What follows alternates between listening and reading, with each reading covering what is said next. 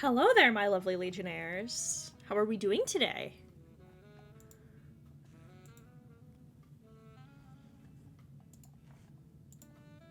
I've come to bring you content. Fun, funky, fresh content even. Hang on, give me a second. We're gonna break out the good tech for this. Hang on. This is the one? Yeah, okay. Hang on, I know what I'm doing. Don't worry about it. Could I have done this in the time I was waiting? Yeah. Would I have remembered? No. So, you know, it is what it is. Hi, Joshua. Thank you, thank you. This is a special, this is a talking stream. So hands! You get hands today! The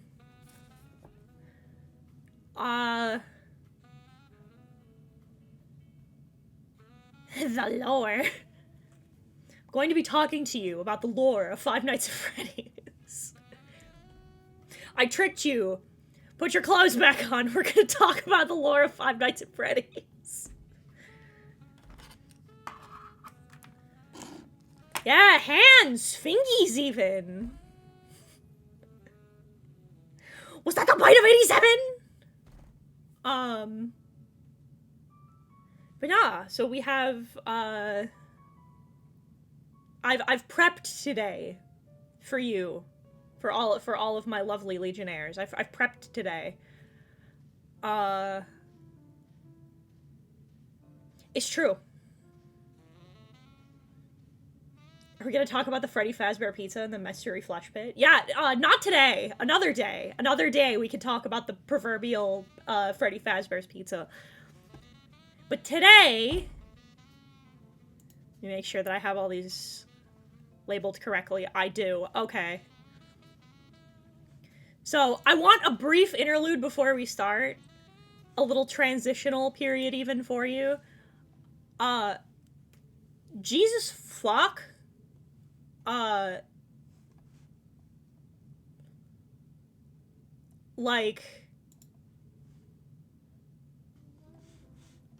on. I'm gonna find some slightly better music.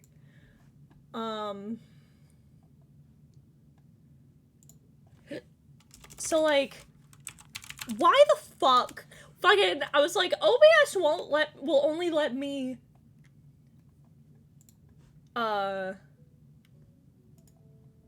much better. I like this better. Okay. Good. I was like, OBS will only let me put, like, a couple of slides in each, like, slideshow segment. So I have, like, 1, 2, 3, 4, 5, 6, 7, 8, 9, 10. I have 10 different slideshows.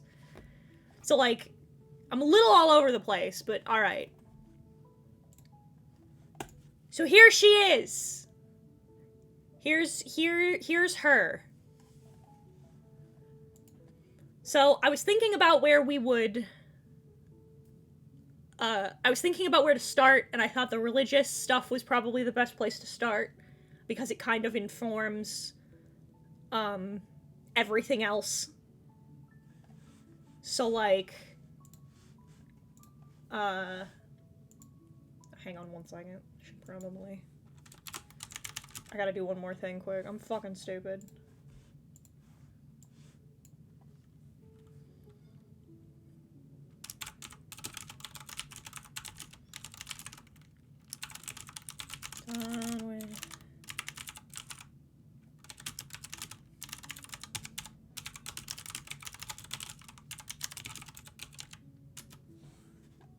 Oh, wait, hang on. There we go. I have to turn the eyes off.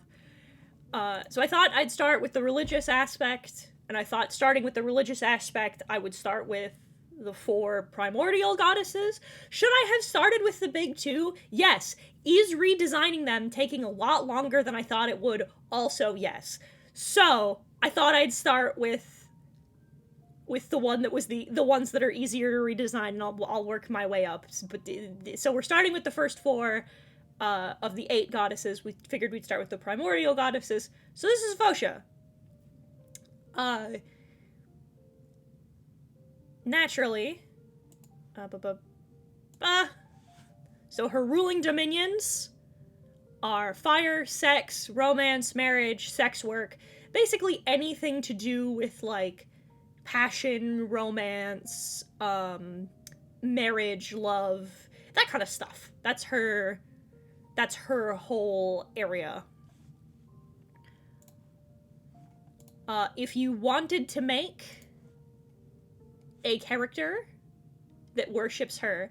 Okay, so this is something I wanted to stress up at the beginning, is, like, so when I talk about, like, the cosmology stuff, if you wanted to make a character that worshipped her, you don't have to pick one of these. These are not mandatory. But, like, so these aren't the ones you have to pick, but these are the ones that are, like, immediately affiliated. So, I'm not gonna read all these, but, like, these are all of her, like, affiliated subclasses for the things in which, like, her influence is the most obviously felt. I'll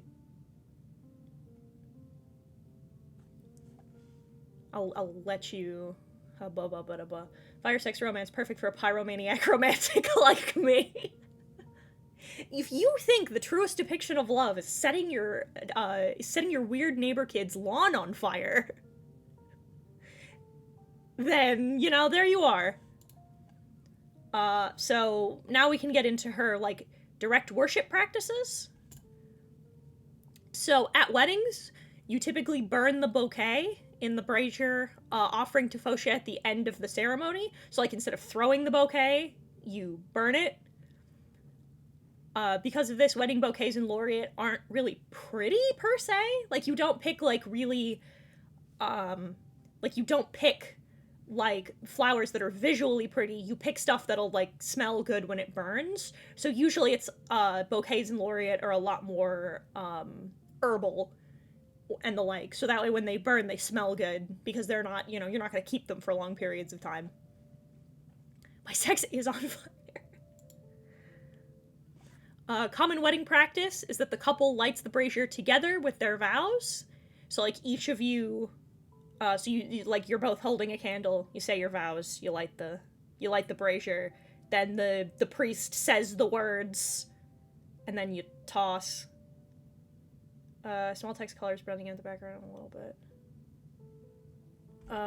Yeah, well, no, I actually can't. I don't think there's anything I can do about that. Fuck, I'm sorry. I'm sorry.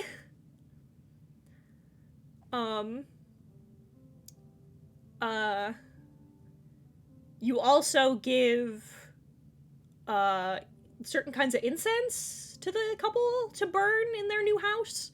So, like, you sage the property after you get married to be like, it's your communal space. Is this D&D? It's my D&D. It's my world. It's the setting I built. I'm gonna be doing a lot of these. Oh, hang on. I know I fucked this up when they're too small for me to read.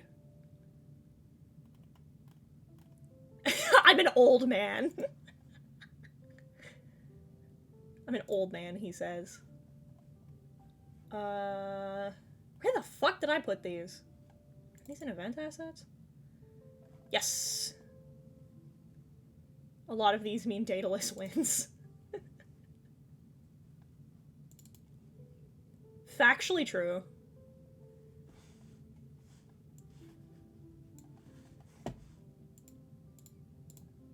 There we go. So typically you light a flavor like that when it comes to gods and the religion. Oh! You'll see. I'm a freak. Just you'll see. Typically you light votive candles on the wedding night when the marriage is, you know, being consummated. So when you fuck...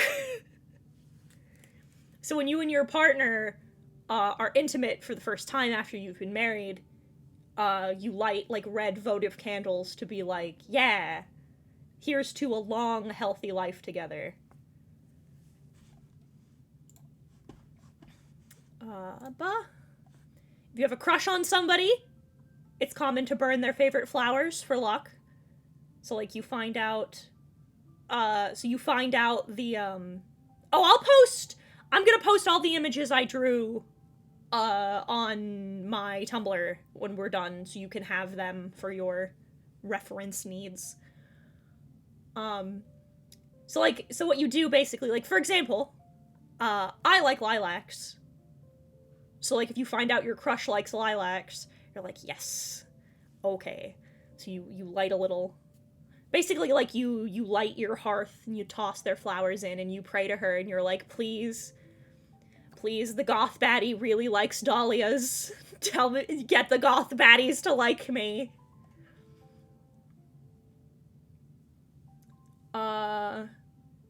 Making names for them. What's your method? Well, I'm so glad you asked. This is one I'll answer real quick. I will be taking questions at the end of the... Write down your questions. I'll have them... I'll answer questions at the end. Keep your questions for now. I'll answer all the questions about the design process at the end. So just hold on to them. There's a lot, and I wanna get through all of the, like, cursory information before we start asking, like, the questions. But I will answer them, I promise.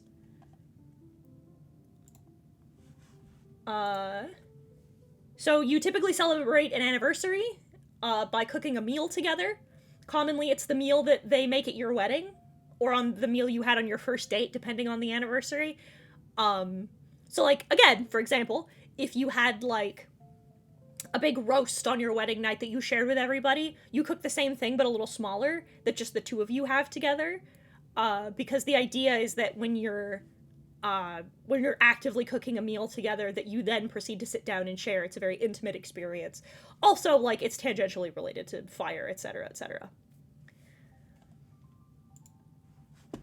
Now we go to the church practices. Ha-ba-ba! There's so many of these. I'm a freak. So, ba-ba. So these are things that are traditionally practiced by, like, clerics, paladins. This is stuff for, like, those are the things that are practiced by most people, considering this is a polytheistic religion. So most people do little bits of everything for every goddess in day-to-day life. For people who are, like, part of the Fotian sect, so people like, they're clerics, they're paladins, or, like, they're really faithful, this is the other stuff that they do. It's not like, these are the things that you, like, these are things that more intense people who worship do. These aren't the people who go to church on Sundays. These are the people who, like, who go to Bible study, etc., etc.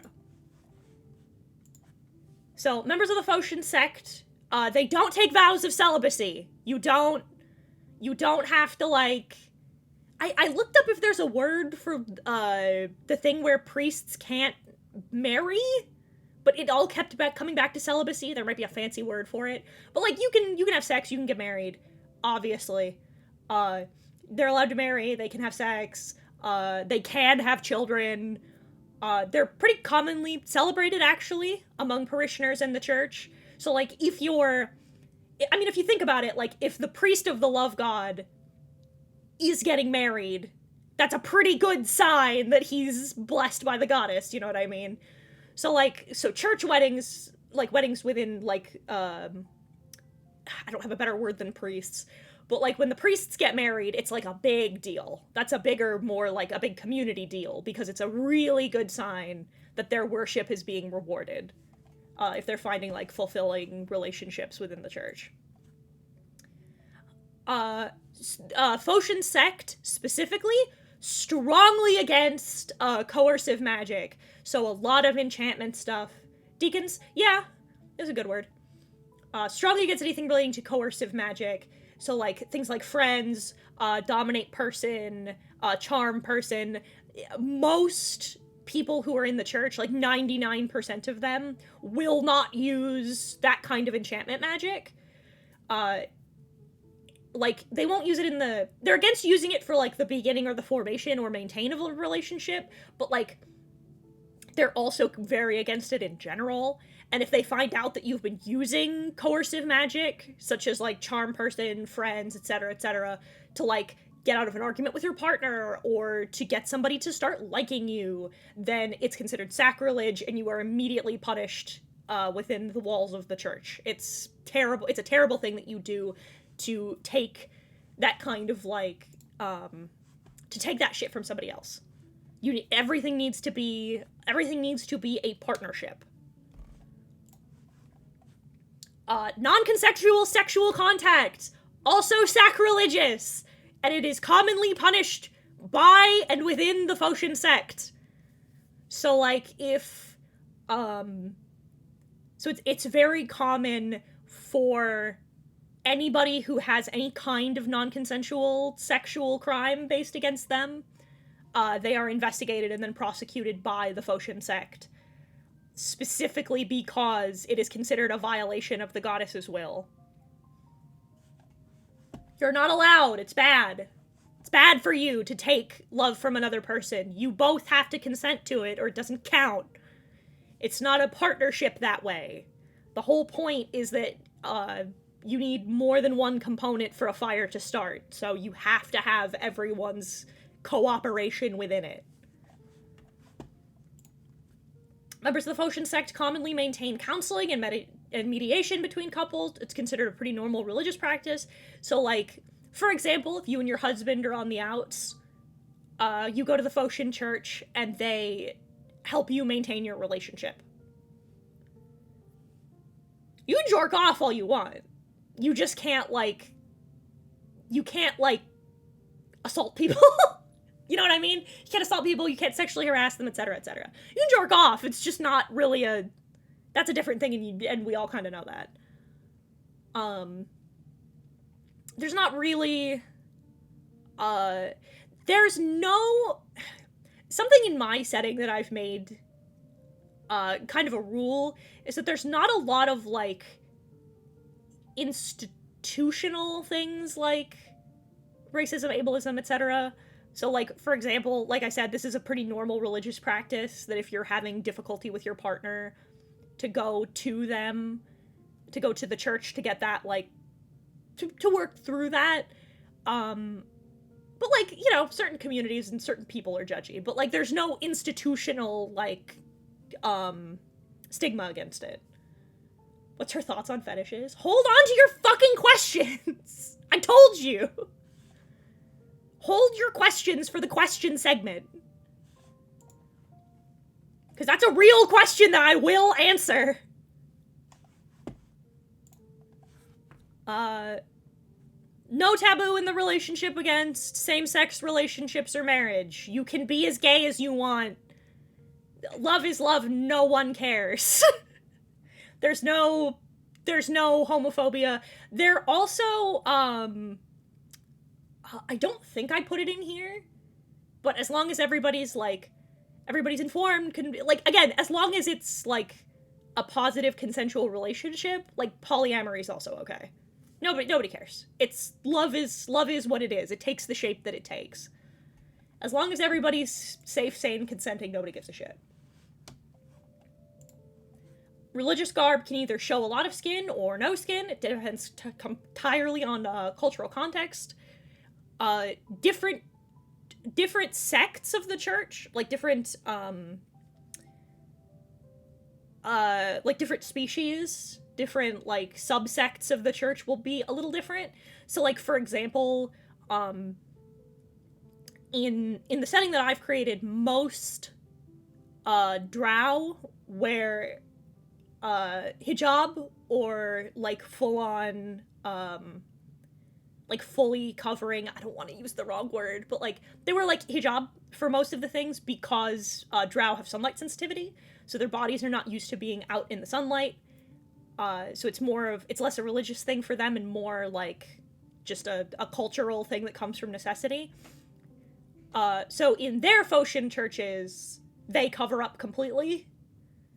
But, like, say, for example, like, in Triton society, wearing a lot of heavy fabric isn't really great for going in and out of the water, so they show a little bit more skin.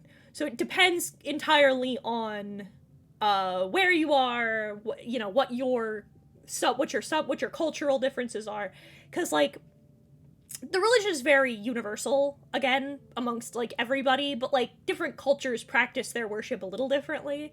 And did I think about putting that in these? Yes, I did. But I was grabbed by the shoulders and shaken by Brooke, who went, "That would be insane. Do it later." And so I will. When we start talking about like individual special culture, we'll talk about that then. But I'm just giving you an example right now. Phocian sects, clerics, and paladins are encouraged to keep images or trinkets of their loved ones when they're separated. I want to know so bad, but I also want Heaton to live long enough to do it. Factually true. You'll know! We'll get there! We have to talk about the goddesses first, but we'll get there. Trust me. I'm working macro to micro. So you'll hear about the religions, then you'll hear a little bit more about like the geography. You'll get it. You'll get it. Don't worry. We'll get there. But yeah, when you're separated from your loved one, you're encouraged to keep like mementos of them. It's considered good luck, both for them and for you. And also, if something happens to you while you're away on duty or on a mission or whatever, then that's your identifier that's returned to your loved ones. Commonly, they wear gold, garnets, or obsidian on their person, or use them in the creation of their holy symbols. Again, mostly fire colors for the gold and the garnets, but obsidian is directly is created from lava cooling rock.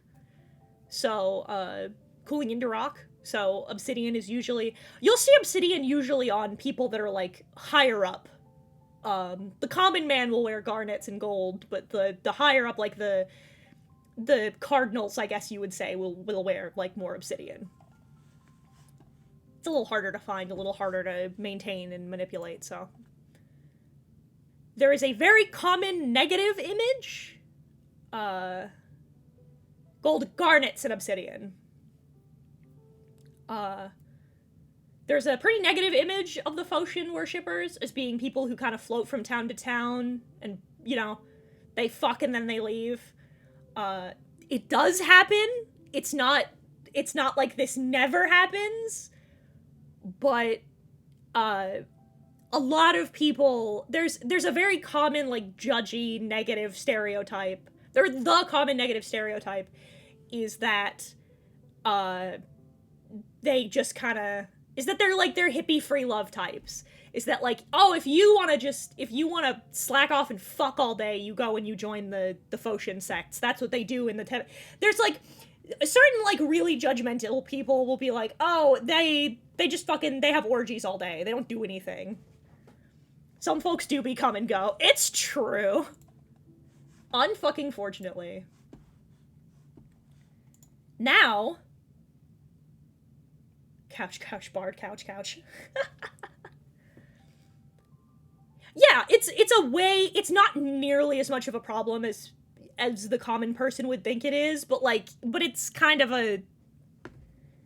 So now we have one of my favorite parts. So hang on, I'm gonna take a little sippy, I'm a little thirsty.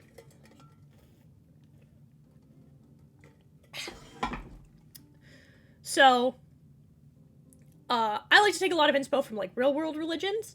So there are subsects of the Phocian Church, different religious organizations, etc., etc. And I get to introduce you to the Madams of the Dawn.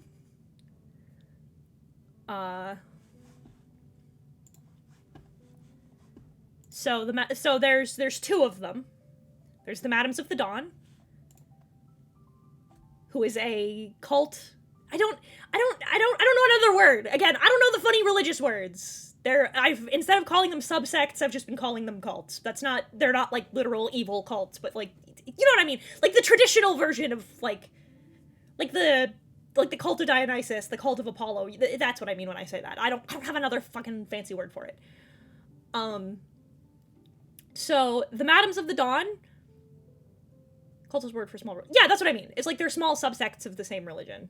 The Greek version of the word. Yeah. So, it's former and currently active sex workers. So like, I mean, I was gonna elaborate on that, but I think that's the whole thing. Doesn't matter your gender. Denominations, that's the fucking word. Okay, yeah. This is a denomination of the Fotian sect. Thank you, good God. I'm so fucking stupid. It doesn't matter your gender. Doesn't matter your sexuality. You are protected as long as you're, you fall under the criteria. You see men, women, non-binary people wearing this particular sigil. This is the sigil of the Cult of the Dawn, of the Madams of the Dawn. Madams make sure that that only workers who wanted to pursue this lifestyle are there, and that the workers are safe, they're healthy, they're being well taken care of. It's not uncommon for poor customers or bad bosses to just kind of disappear,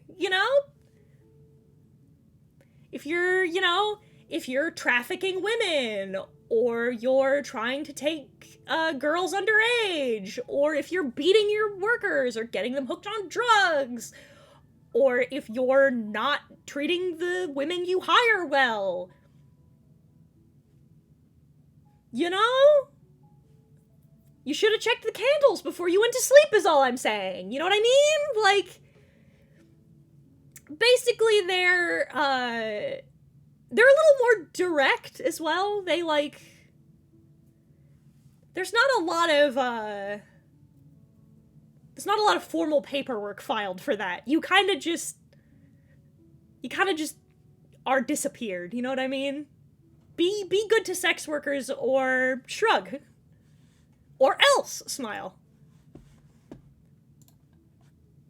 Brothels protected by the Madams of the Dawn are decorated with lilies and carnations. They commonly light red votive candles when they perform their work. Extinguishing them is a sign that the work is done. Bad pimps statistically auto-combust more often than average. The human combustion doesn't count as spontaneous when you deserved it. So like, you light the candle when you start, and when she gets up and puts it out, you're done. That's it. There's no negotiation. When the candle goes out, it's over. Usually they have this symbol drawn somewhere inside the establishment, and it's not uncommon for workers to have it tattooed on them as a permanent, like as a visible symbol for the person who they're with, to know that they are protected. This is not necessarily a womb tattoo. Usually it's somewhere a little more visible. It's usually like on their hands. It's so that you can see it right away. Think of this less as like a succubus thing, and more like a Medusa tattoo. It does look a little. I did style it so that it would be a little bit like that. You can have it as a womb tattoo if you want. I mean, it's up to you. Shrug. You can do whatever you want, but like. And then we have the second denomination, the Ember Keepers. This one I was really excited about. This is such a silly little thing to be so hype about, but like, I love it. I'm so proud of this one. So,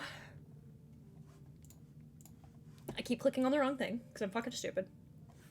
Ember Keepers are a denomination of the Fotian sect that deal with people who are separated from their lovers. Either death, divorce, So, like, whenever you and your partner are no longer together, you are visited by the Ember Keepers. They also typically work in tandem with the Anastatsian sect when it comes to funerals. We'll get to them some other day. But, like, they usually, Anastasia's faithful usually deal with funerals, funerary arrangements. But it's not uncommon for them to work with Ember Keepers if, like, you lost your husband or you lost your wife, you know, that kind of deal. And they typically protect people who are leaving bad partners. So, like, if somebody's hurting you or something, when you leave them, you are protected by the Ember Keepers. They're commonly seen as a bad omen, and a lot of the people that are more devout in the sect see them as a symbol of a failed worship. That, you know, if you were doing better, if you were praying harder, your marriage wouldn't have fallen apart, which is fucking... And, like, naturally, when you see them come to town, people presume that they're a bad omen. It means somebody's getting divorced. It means somebody's, you know, they're a bad sign, you know? And there's this rumor that only people who can't maintain true love, like people who are, like, if you're an Ember Keeper, you must be a bad person, you must not be a good partner, you must be like, you know, it's this rumor that, like, follows people, that if you're an Ember Keeper, then you're, like, a weird cat lady, or you're unlovable, etc., etc. But that's not true. Most of the Ember Keepers are people who were formerly protected by Ember Keepers, so it's usually people who have suffered or helping protect people from suffering, and quite a few of them lead very happy lives, of course, and quite a few of the longest marriages in the church are between Ember Keepers, because they know firsthand how a relationship fails, what pushes people apart, and therefore they can stop it from happening earlier, so they have a lot more experience dealing with that kind of thing. Then we have the Phoenix Wings. These guys are so cool. I'm so happy I get to show you all of my funny religious shit that I made. Phoenix Wings is a group of druids, usually wildfire druids, who deal exclusively in things that deal with fire or burning. Most commonly, they deal with things both, like, normal and extraplanar. So, like, fire elementals, red dragons, that kind of stuff. Like, anything that is natural and burns is dealt with by the Phoenix Keepers, or by the Phoenix's Wings. Wings perform regular, controlled forest burns to make sure that everything grows well. Like they do in real life, that's just kind of what they do. They also maintain and observe Lauriet's only volcano, Mount Cervantes. This is because there's a belief that the mountain is a thin spot between the plains leading to the fire plane. So, like, they believe that should you not melt in the lava, if you go into the volcano and go all the way down through, you'll hit the fire plane. Is that true? Who knows? Who can be sure? But it's a rumor. That's the story. That's the myths. That's what they tell you. Is that true? Is that not true? Who knows? The Phoenix Wings are also common firefighters in large cities, able to make sure that things don't burn to the ground. So, like, in the large capital cities, which you'll sure hear about, there's usually a branch of the Phoenix Wings there. But they also have branches of the Phoenix Wings that travel from town to town to help take care of, like, natural fire-based disasters, etc., etc. Wings are a very elite section of the Fotian sect. This is because their work is very dangerous, and because, you know, if you fuck up a controlled burn, you've just lit the forest on fire. So, it's a badge of honor to be considered, a Phoenix Wing. It means that you're, like, you're the guy. It means you know what you're doing. Now, I get to introduce you to the demigods! Some goddesses will have more demigods than others. Fotia only has 4. And they are called the Chambers of the Heart. This is Agape.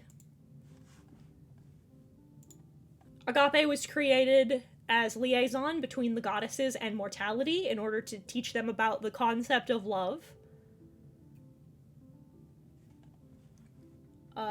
She's the oldest chamber of the heart. To this day, there's rumors that she will appear before any faithful servant of any goddess, whether Fotia or any of the sisters. Usually her appearance is considered like you've done good, you've worshipped Jesus hard enough, and this is a distinct sign that, like, you've done well, good one. Pat, pat, pat, pat, pat. Agape is the chamber that is most likely to come into contact with humanity, and is the most vocally active.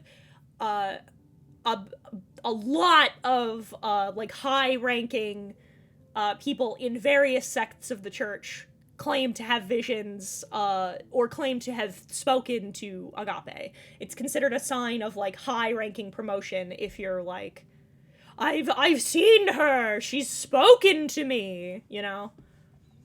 You know what you're doing. Means you're good with shit. And she commonly represents herself as a drow elf, as you can see. This is what I mean when I said most of them, are more fully covered than others. Then there's her sister. This is Eros! Oh, I have to fucking... Bah! I keep clicking the wrong buttons.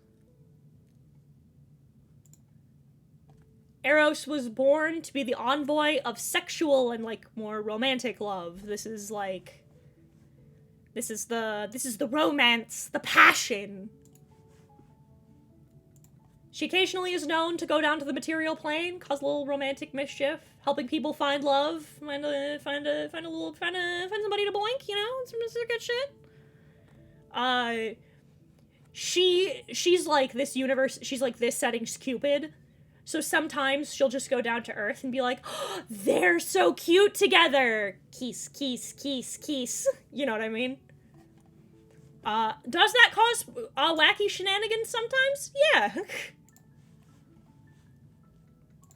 She's very overtly flirty, loves to tease mortals, loves being able to be like, oh, you like her, you know? She causes some problems, does some shit in the Feywild, when Feywild politics are really dramatic anyway. We cause more problems for literally everyone, and it's really funny, except that it's not. And she's a dwarf! Commonly portrays herself as a dwarf. Then we have Fotia.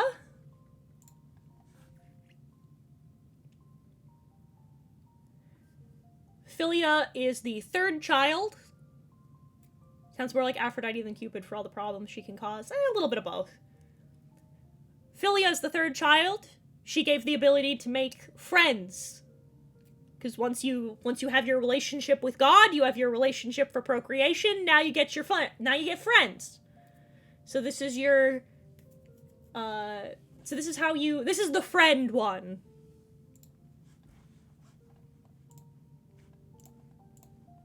Filia's not uncommon. Weirdly, she's mostly well seen in, like, military camps, because brotherhood is formed between soldiers, and gets pretty quick, so that's the most common place you find her, but you can find her all over. She's usually found in places where you have to make friends fast, you know what I mean?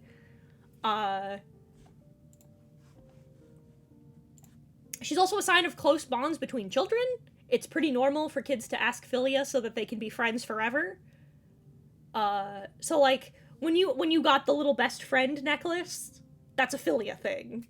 It's you ask Philia so that you and your friend can be friends forever, you know?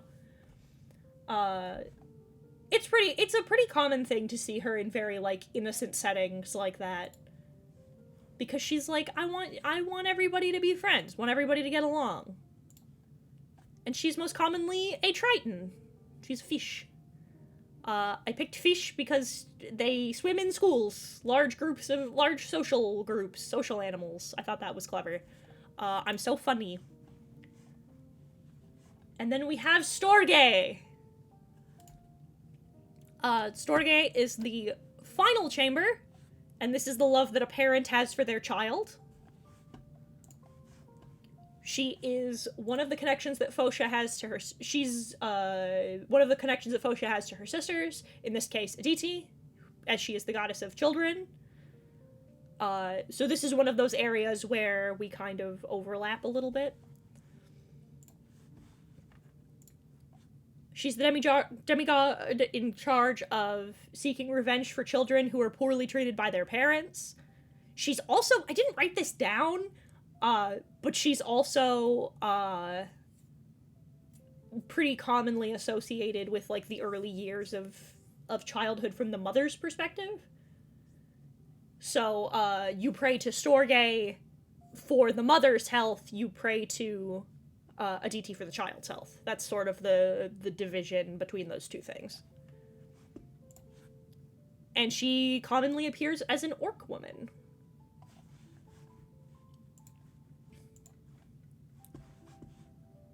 Then we get into the Guardians. So, the Guardians... so every god has their home on Earth, right? Their home in the material plane. These places are not places you can find. They're places that find you. And when you eventually locate them, these are the people who are guarding that place. They're the people guarding the goddess's home on the material plane. So that's what the Guardians do. This is Zarek. He's a fire giant. He was chosen by Fotia because of his devotion to his wife, Obelia, and the fact that he was really fucking strong. Originally, he was the king of the city of Brass, which is in the fire plane. So he was the king of the fire plane, but he became Fotia's chosen, and so his son became king, and it's believed that the current king of the city of Brass is still sort of related to him. There's rumors that that's true, in the material plane, but, the stuff in the planes is a little wibbly wobbly. So it's possible, but we can't necessarily prove that. He is a master of greatsword fighting. His weapon is called Caldera. It was given to him by Javeria, the Iron Goddess, as a gift when the 16 Guardians were chosen. So when all of the 8 terrestrial goddesses, I guess is what I'll call them, when the 8 terrestrial goddesses were created, each of them were given 2 guardians, and Javeria gave each of them a weapon as a gift to help them protect their goddess. His weapon is called Caldera. It's a cool big greatsword. I was gonna draw it, and then I didn't. Then the second guardian is his wife Obelia, who is a dragon.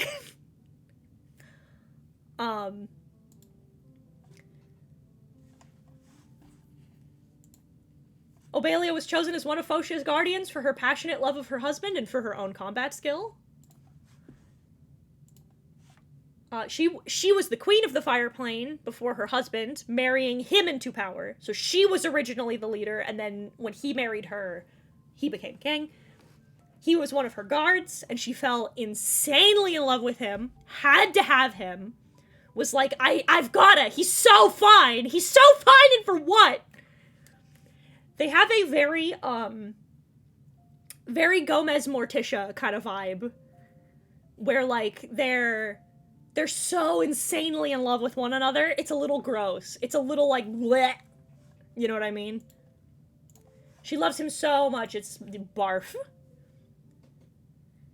She's a red dragon that occasionally appears as human. She doesn't like being human. She does so when she has to, and at no other point. She prefers to be a dragon. Whatever has to means is up to you. How that affects her relationship with her husband?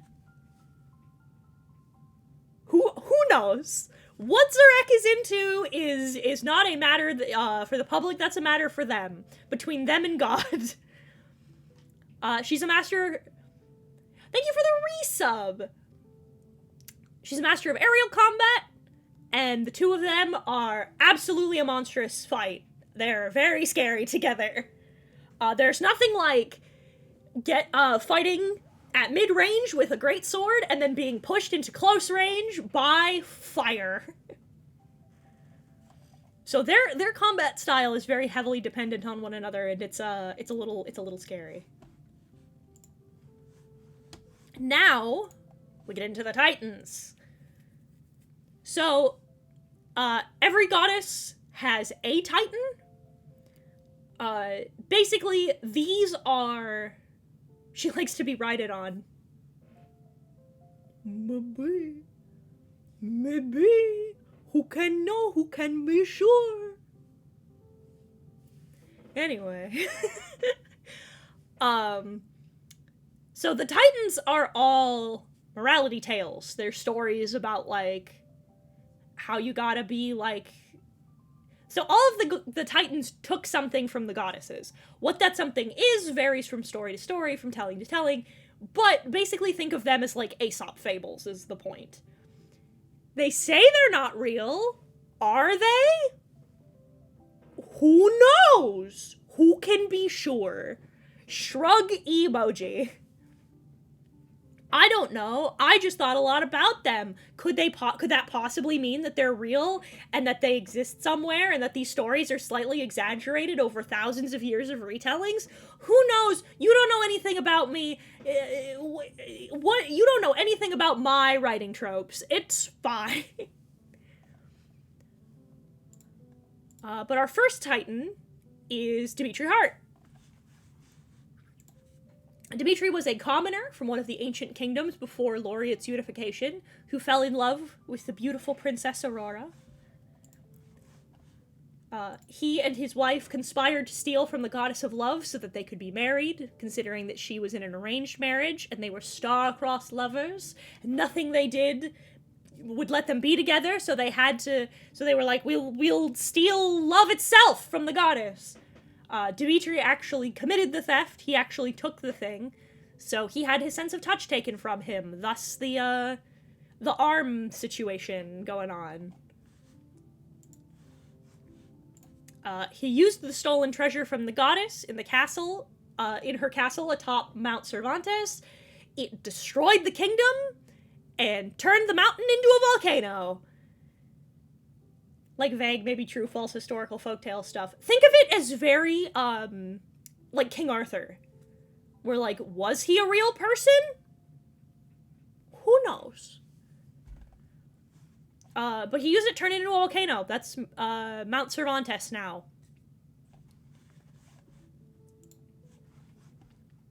The story goes that he wanders Herrera. That's the part of Lauriet where, the mountain is. As he can no longer return to his lover without causing the mountain to erupt once more. The morality being that, you can love all you want, but if you have to take or destroy something in order to have love, is it a love worth having? And some people would say yes. And some people might be right. But, you know, it depends on the situation. This is usually taught as a, like, if your love is bad, if it's dangerous, then it's probably dangerous for a reason.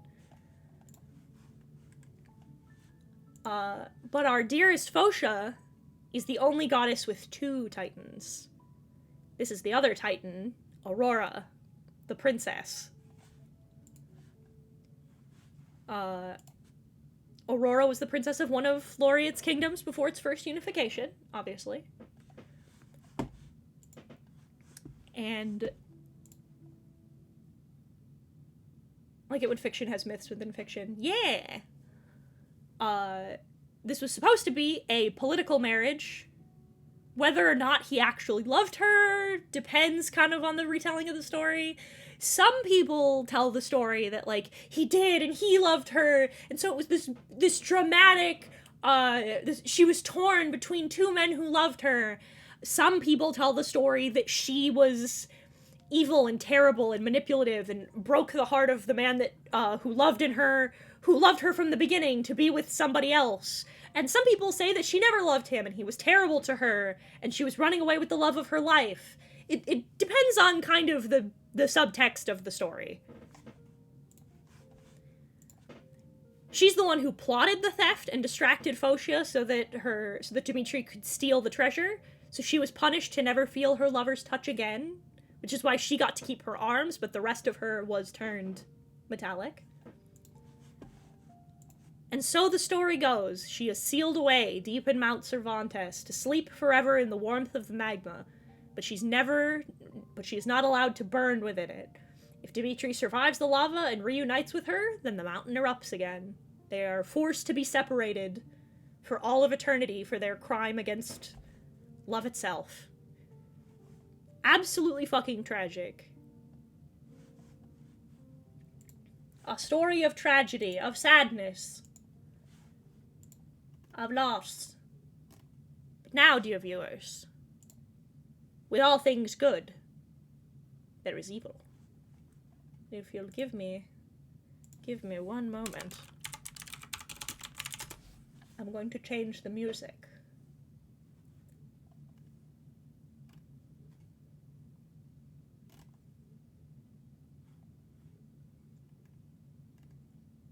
Because now,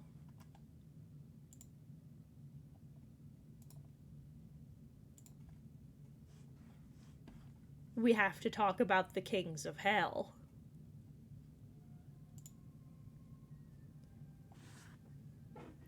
So, every goddess has a respective king of hell. Fotia's king is the king of sulfur, also known as the Obsession.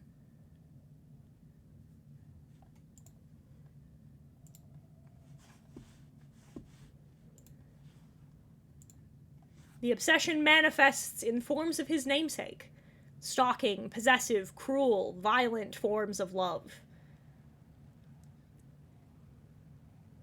People who hurt others in order to get what they want, who take their love without consent or without the desire of their other partner, people who keep their partner places they don't want to be. They manifest the obsession.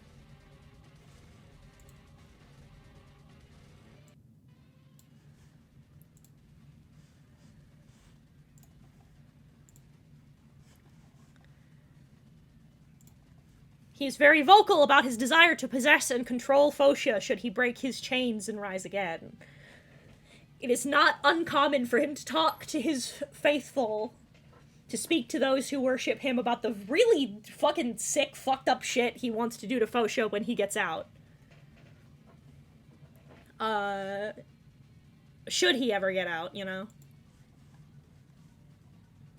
The violence of the Obsession and his cult are one of the more pressing open threats to Lauriet, as their behavior is not only violent and sort of a little more wideswept, but it's also easier to excuse and dismiss.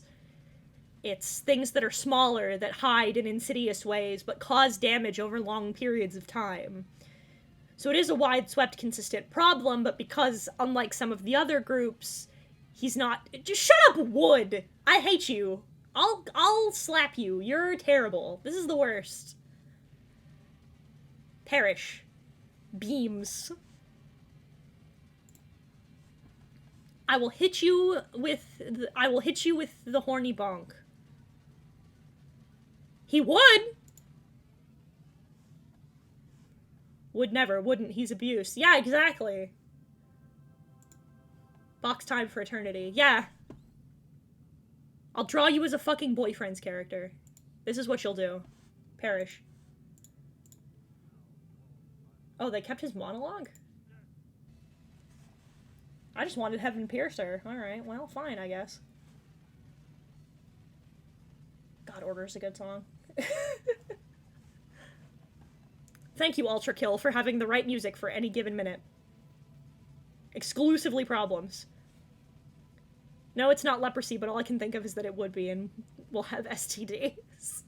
It's supposed to be, like, lava rocks stuck to him. I fucked up. So this is his cult. This is the actual bad cult. Capital C cult. They're referred to as Flashpoint.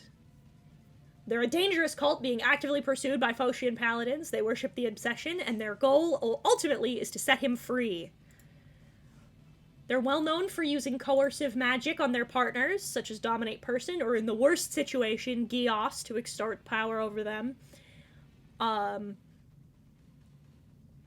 It's, one of the things I like, narratively about this, not, like, ethically or morally, but one of the things that I liked narratively is that it is not uncommon for, members of Flashpoint, when they get married, when they sign their paperwork, they will also frequently trick their partners into signing a Gios, which is a kind of magic where you instate a rule, and if that rule is broken, then you, like, take a shit ton of psychic damage and die. And for the average person, that's it. That's over. So it's not uncommon for them to sign marriage certificates and be tricked into signing Gios marriage certificates where it says, if you leave me, you will die.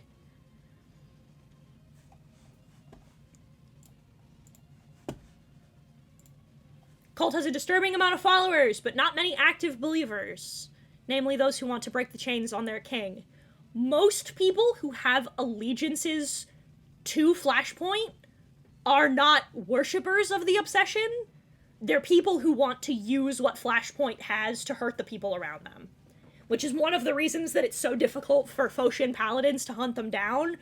Because, again, unlike other cults, which are more exclusive and small and insular, they have a wider spread control, and therefore a lot of their stuff ends up reaching out beyond them. So you catch somebody you think is related to Flashpoint, but they're not. They're not actually in it. They're just a shitheel who was like, I want to make sure my wife never leaves me. You know what I mean? There's a belief that if the Titans are reunited, the eruption of Mount Cervantes will be powerful enough to free the king, and that's why the lovers were punished. Because of this, their main mission is to locate the Titans and force them back together. I like this as a, this is like an overarching, like, narrative point, that the lovers didn't work, there's something wrong, they love each other, but they cannot be together. Sort of, so, like, in certain retellings of the story, you can perceive this as, like, an amicable divorce, but Flashpoint doesn't care. They don't give a shit about what is healthy for everyone else, what is healthy even for the Titans. They want to force them together because that will mean that they get what they want. It's once again an aspect of robbing a couple of their agency in order to have their own ends met. And that's it. That's all your information. That's all the stuff I have for you today, chat. My dearest chat. Toxic yaoi. Toxic shipping. Yeah, you could say that. Sure. So now is question time. And we're going to herald question time by we're going to join call. So that others can join me. And they can ask questions if they so desire.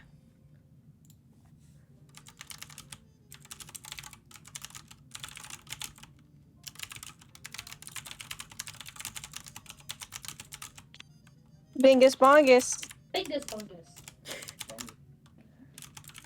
What the dongus? Cherry's also here. Cherry. Me. Cherry's here. Cherry!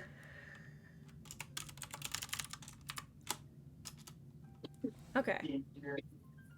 I miss Scrunko. I also miss Scrunk. I have to fix it. I'll figure it out. I'll do the thing. I'll figure it out. I'll be smart. I promise. What up?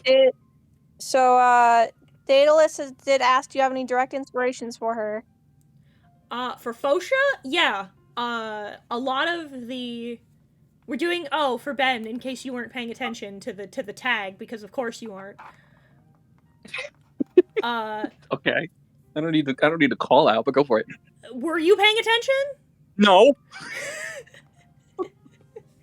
I just did my lore stream about my goddess, so we're talking we're talking about Fuck that. yeah. All right, cool. I'm in. Okay. So now it's question time. It's question time. Question time. Do I have any direct inspirations? Yes. It came down to, I mean, the easiest was that it was a lot of like Aphrodite inspiration. Mm-hmm. You have a lot of but like a lot of the design influence is based on, so like let me pop her back up for a second. So like a lot of the design inspiration for her is, I wanted her to be very Greek. So like you'll notice that like all of her designs, her followers' designs, etc., it's all very like Greek inspired. Most all of the goddesses have some direct like kind of real world inspo to them that I went to, but hers was obviously Greek. But also I liked that the sort of heavy draping fabric also made her look very sensual, very sexy. But also, it conjures in my brain, it looks like lava to me. Yeah, motherly. Yeah, very meant to be, she's meant to be draped sensually over surfaces. Meant to be lounging on couches. I got a lore question. If that's okay. Sure. Hold on a sec. Based. So my lore question is: are there deities for like the other like more like, I don't want to say monstrous races, but for like, you know, like goblins and like orcs and stuff like that? Okay, this is actually a great question. Directly, kind of. It depends. Okay. Most of the way that my setting works is to avoid like cracking down like into thousands of smaller gods, etc. Yeah. Each race just has like slightly different worship practices for some things. Okay. So that's where things get a little more granular. So the answer is not really. Like there isn't like there isn't a goblin god, for example, but the way that goblins worship Fotia, for example, is different than the way that like humans or elves or orcs do, for example. I like the idea that like goblins don't like you said, goblins don't have like direct gods, but they have like patron saints, or like they have like that's more like common. Notable goblins of history that they look to for like wisdom and stuff like that. Yeah, it's usually more like that. You have you have leaders in your fields, etc. Yeah. DMC55 wanted to know about how you come up with the names. Okay, I want you to get so fucking close right now. Did you know that Fotia is the Greek word for fire? For what? For fire. Oh, nice. That's why Leo from Promare, his last name is Fotia. It's just his last name is just fire. That's so good. A lot of the goddesses are. That's how you can tell usually, like where their regional inspo was, is like it's that language's word for their thing. I think the only exception is Anastasia, who her Russian influence is very visible, but she's named for Anastasia. Yeah. I like it. That's good. Good stuff. Good stuff. I went with that choice specifically instead of giving them like most of my historical figures, they'll have something that like plays into it. Like I'll find names that mean like X, right? but like for them it's just what is the word for, or like a permutation of, because they are primordial forces. They are that thing. She is fire. Gotcha. And because they are considered a primordial force, they don't have a name per se so much as like that's the thing. Yeah. So that's how I did it. That's my process. I'll be right back. How does she feel about political marriages? She's not a big fucking fan of. Like, arranged marriages, for example, can work. Some people fucking, for example, as far as we know on the internet, for example, like, I think, didn't her human say that her marriage was an arranged one? I think. I don't remember. I don't remember. I can't be sure. But, like, but it's like, it's not great. She's not a big fan of them. That's one of the weird places where she and Javeria, because Javeria is the Iron Goddess. She's the goddess of, like, politics, of kings, of rulers, of nations. She's considered the goddess of nations. Fotia, she and Javeria are kind of like this about, they fight a lot about political marriages as a concept. Because, like, it is a great way to strengthen your nation, but it's not great for the morale of the people involved, you know? So she's not great about it. Sometimes they lead to good things, but a lot of the time they don't. So she's very, very meh about it. What I was gonna say, just from earlier, because I haven't seen it be re-asked, what does she feel about fetishes? As long as they don't hurt anybody, the poggers, go for it. As long as, like, again, as long as everything is safe, sane, and consensual, like, you can do whatever you want. Yep. Like, Mortis asked a good question. For political marriages, are Fotia's marriage practices still done? Yeah. It's a little more, like, ceremonial. There's usually a bigger deal made about it, because it's supposed to be, like, this big, elaborate scene of, like, our kingdoms are coming together for the holy matrimony. So yeah, they do, but they're usually blown wildly out of proportion as a point. Her counterpart, does he actually have the power to subdue her? Nobody's really sure. I think it's stacked against him personally. The common assumption is no. The thing to remember, though, is that, so the kings themselves are inversions of the goddesses themselves. So they do possess quite a bit of power. Because, like, so it's not clear. It's a little opaque. The kings of hell were locked away pretty quick. So when they were locked away, they were very weak. But nobody's really sure how powerful they are now. They've been down there a while. How did the kings come about? Was it just like for every concept there needs to be an opposite, and they just kind of spawned, or were they created alongside? For every action, there is an equal and opposite reaction.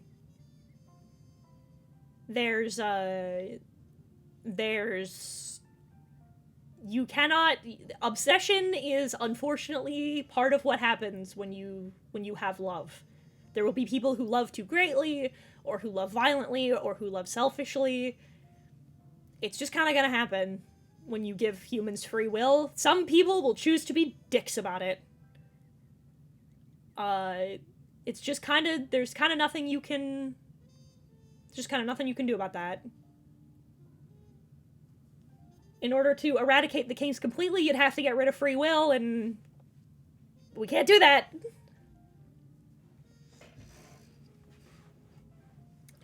Platonic love would. Yep. Mortis because That of philia. is... That is... What? Whoops. I have to... That's what philia does. Philia's stuff is all platonic love. That's your relationship between your friends. Love is love is love is love. Every bit of it. Platonic, romantic, sexual, all comes back. Black and white understandable. Oh yeah, Mortis is right. It's just shading to make it look metallic. I've been experimenting with the graphic black and white shading, and I'm kind of a fan of it for metal. It looks cool. Like the idea of different races having different practices. I do too. I'm a big fan of it. Cause like I think that like having I'm more interested in having a standardized religion.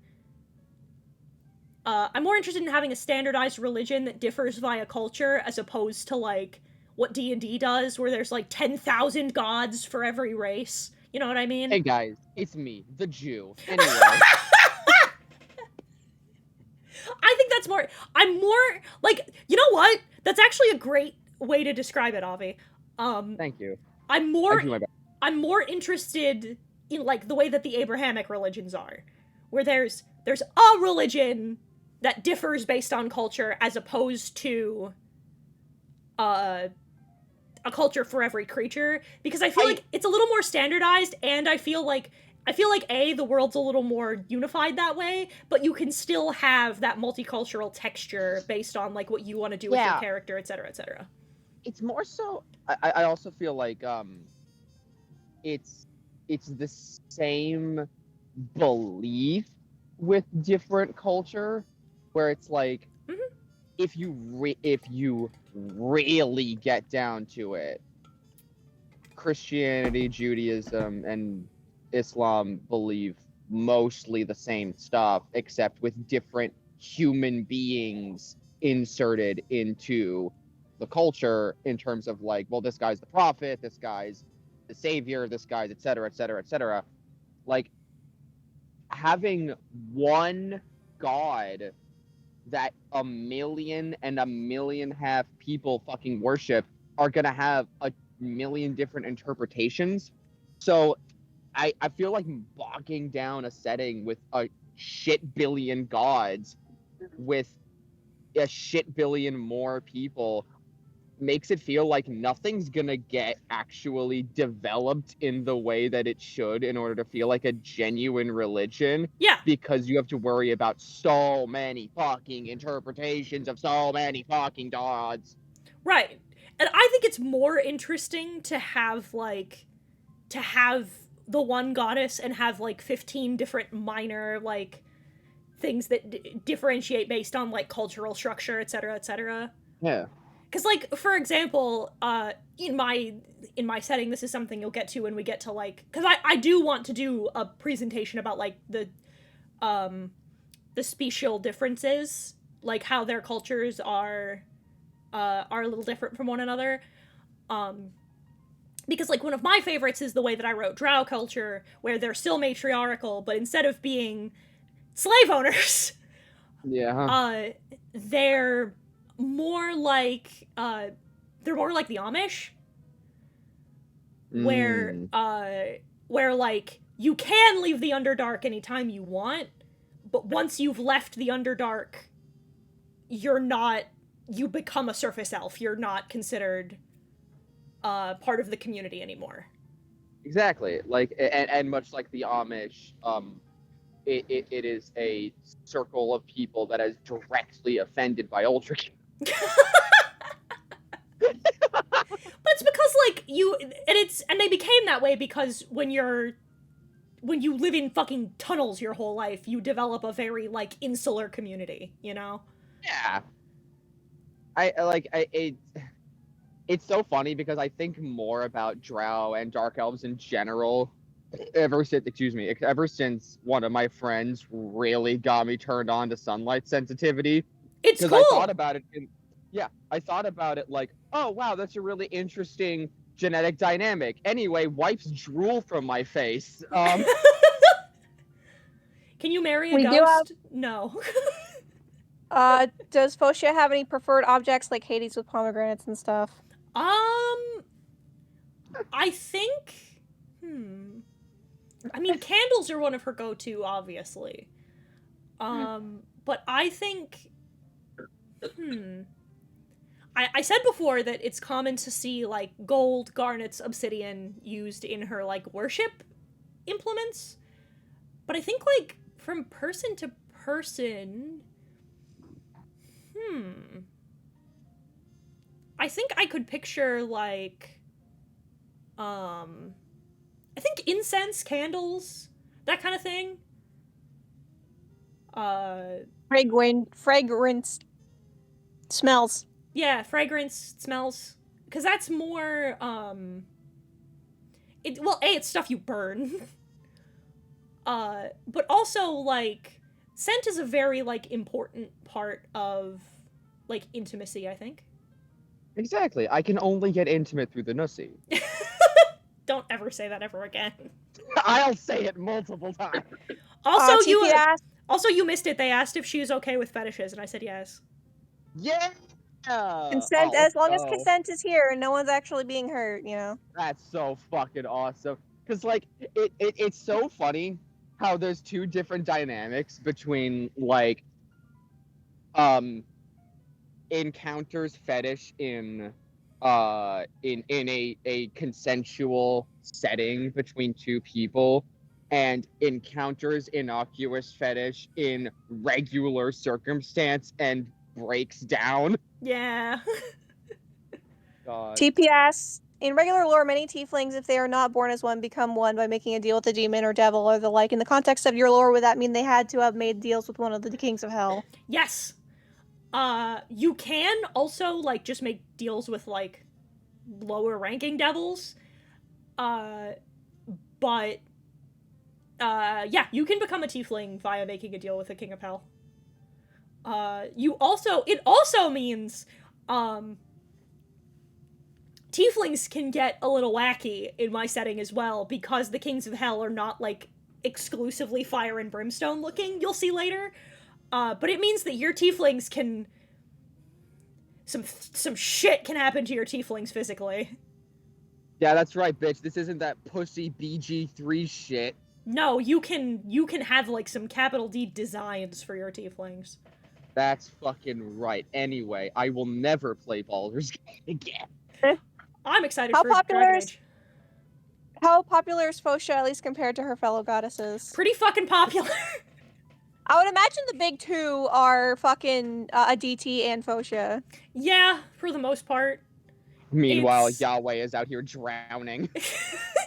Well, like, the other goddesses are, I think actually the big three are probably Fotia, Aditi, and Leticia. Yeah. I was about to say probably Leticia for if I had to pick a third. Because that's romance, children, and the home. So, and like the family. So, you know, those three are probably the most popular. Listen, Yeah, most people want to fuck. I don't know what to tell you. So, like, yeah, and by virtue of that, Foshia's pretty popular. yeah, I'd also like to state, Beaton and Brooke. I can't add another B to Brooke because then it No. just becomes Brooke. The book. So, hey, guys, grabs you by the shoulders. 'Kay. I really hope this just not become, excuse me. I hope this doesn't become one of those things that ends up getting lost in translation. Rollicking start. When you see the name of the next chapter of One Piece, I need your immediate reaction. Okay. I would like to stay on topic, but I'll do that. Oh yeah, 100%. Well, because the original translation is RPG.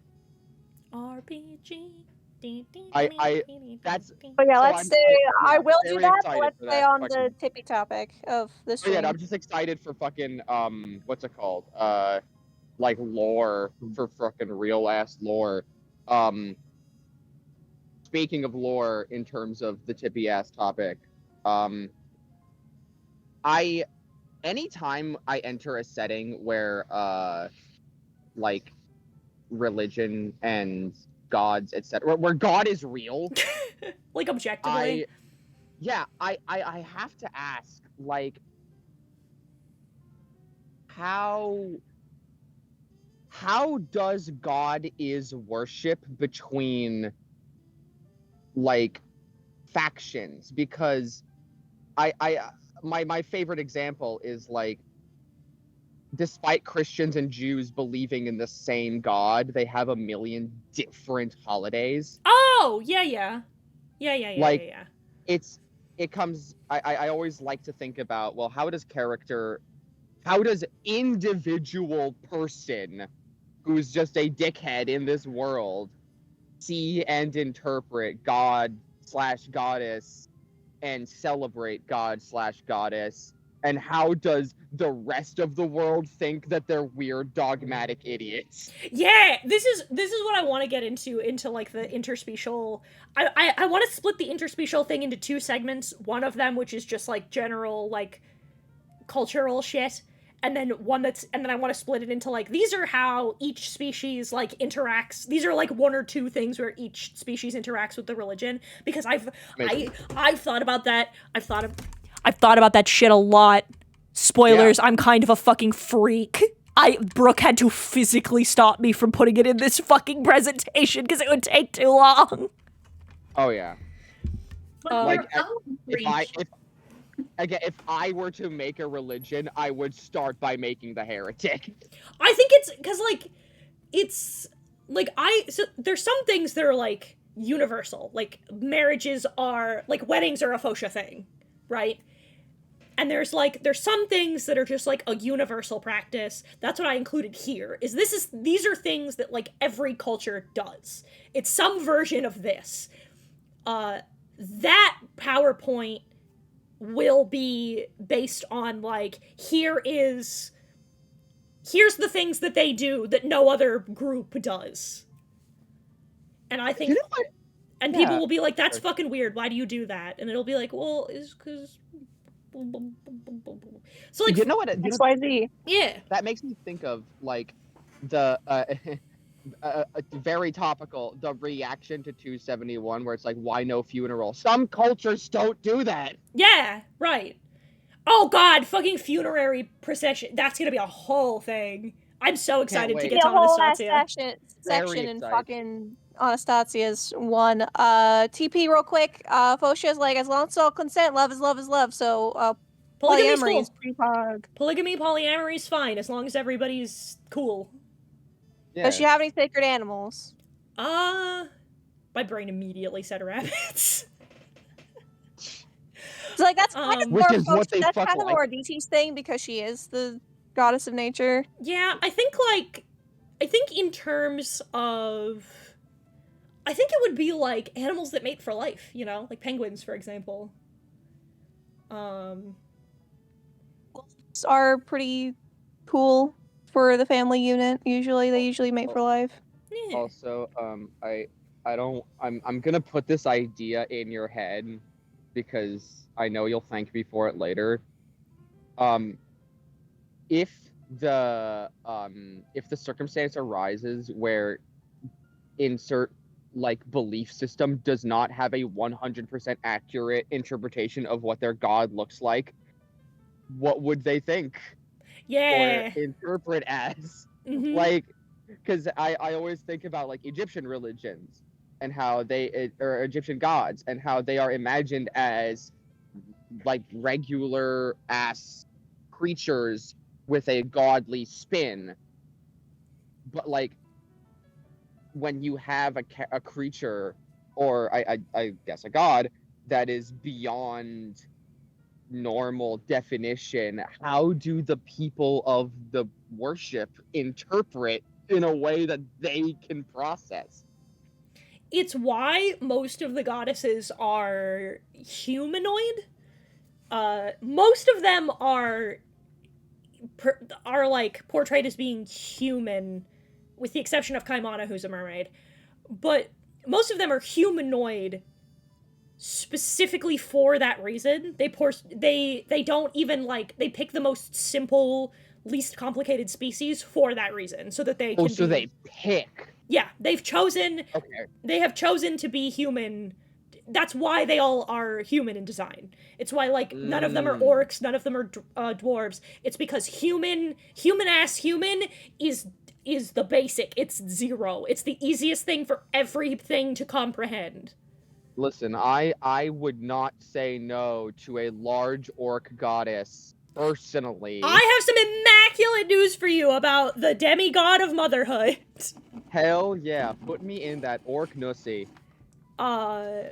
Mortis did ask a little bit ago. Oh, yeah, So let the me see. practice in some in some IRL cultures is when a son dies, the family will sometimes marry off a dead unwed daughter to the son so that he has a partner in the afterlife. Very simplified way of explaining it, but it's very, very old practice, IIRC. But are there any similar / older practices within the Phocian religion, and how would she feel about it?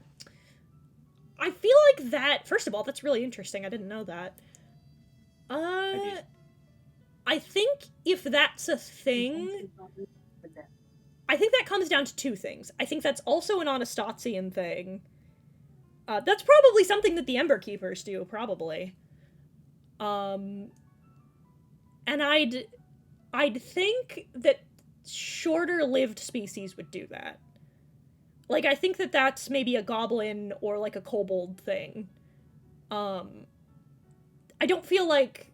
Because I feel like races like elves, dwarves, dragonborns, humans, etc., who have, like, 80 years to live, probably don't do that. But I feel like races that are, like, shorter-lived, that only have, like, 40, 50-year lifespans, they probably do that.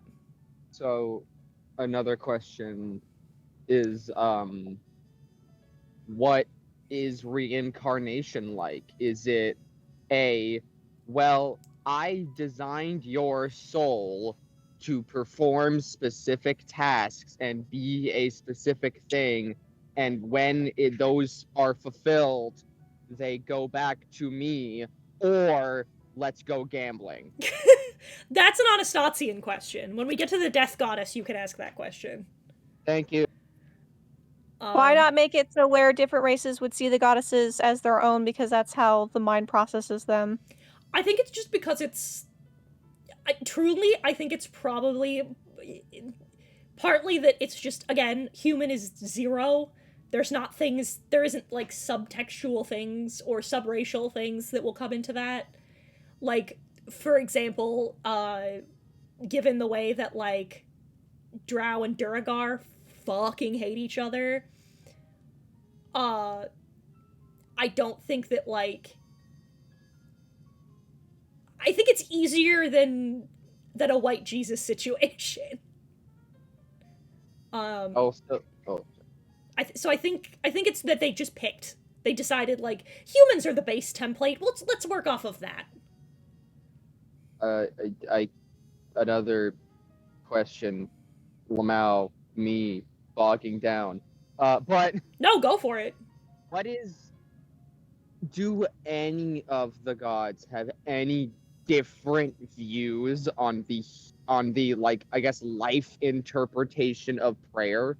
Because the idea of a god where, like, there's a god and all the people who follow that god give worship in a very specific way, but that god does not express, no thank you, it'd be different actually if I asked.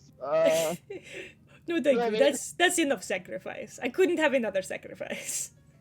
What I'm thinking is, like, is the concept of, like, Yahweh being, like, told every day 3 times by all the Jews and the Christians, etc., be like, oh, you're so amazing, you're so good, I love you, and then God blushes, I haven't done anything. I think that depends on the goddesses. Like, I feel like, for example, Fotia, the topic of today, loves it. I feel like she's like, oh, yes, oh my god, hot goss, please tell me. Honestly, I do slay. Yeah, Fosha's like, first of all, I am pretty. Thank you so much for saying so. But like, but also, I feel like Fosha is the kind of like she is a person, because the terrestrial goddesses are the ones that actually have kind of a character and a personality. Fosha is 100% the type who's like, oh my god, I'm so stoked. You have to tell me. Oh my god, love triangle. I'm here for it. Oh my god, drama. Fosha's a chismosa! Yeah. Imagine being a god with omnipotent view who relinquishes omnipotence so that they can be given the tea.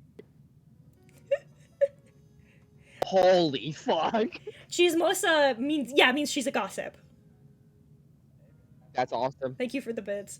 See, okay, here's something interesting. Here's an interesting fun fact, actually, because this brings up a solid point. You didn't ask this question, but I'm gonna elaborate a little bit. There are only 2 goddesses who are considered completely omniscient. The other 6 terrestrial goddesses are not technically omniscient.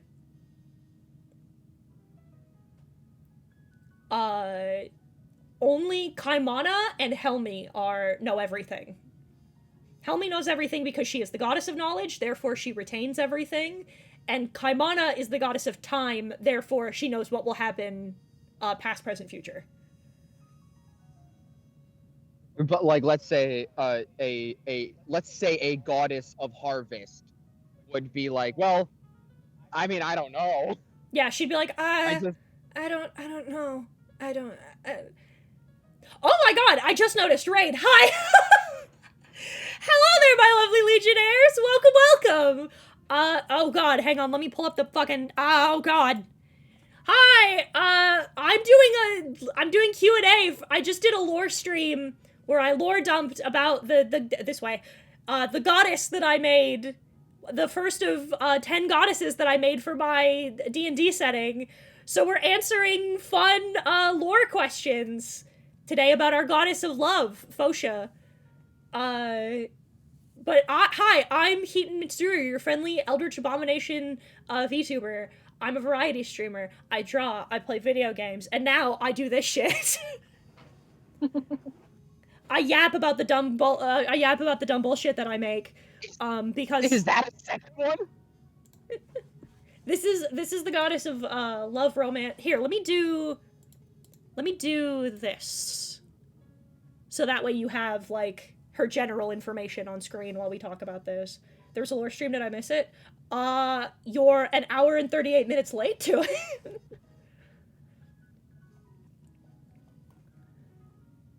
Also, Mother Cryptid, thank you for following. But don't worry. As per usual, when this stream is done, the VODs will go up on the VOD channel and it'll be available next week. It's okay. So you'll still get to see it. Oh, wait a minute, hang on. Did I remember? I think I did. No! I forgot! Fuck! Hang on, I'll post a fucking link to the VOD channel. God damn it. So if you missed part of, or most of, or all of this stream, you'll be able to watch it still.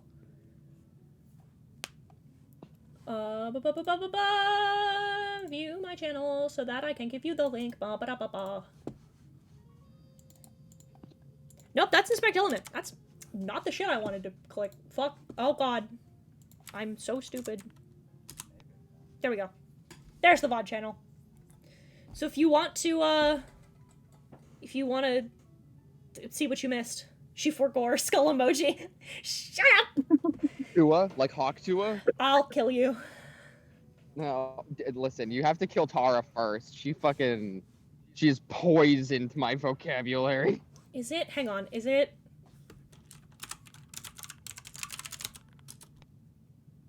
Ah! I was right, it's VOD channel. It's exclamation point VOD channel. Fuck!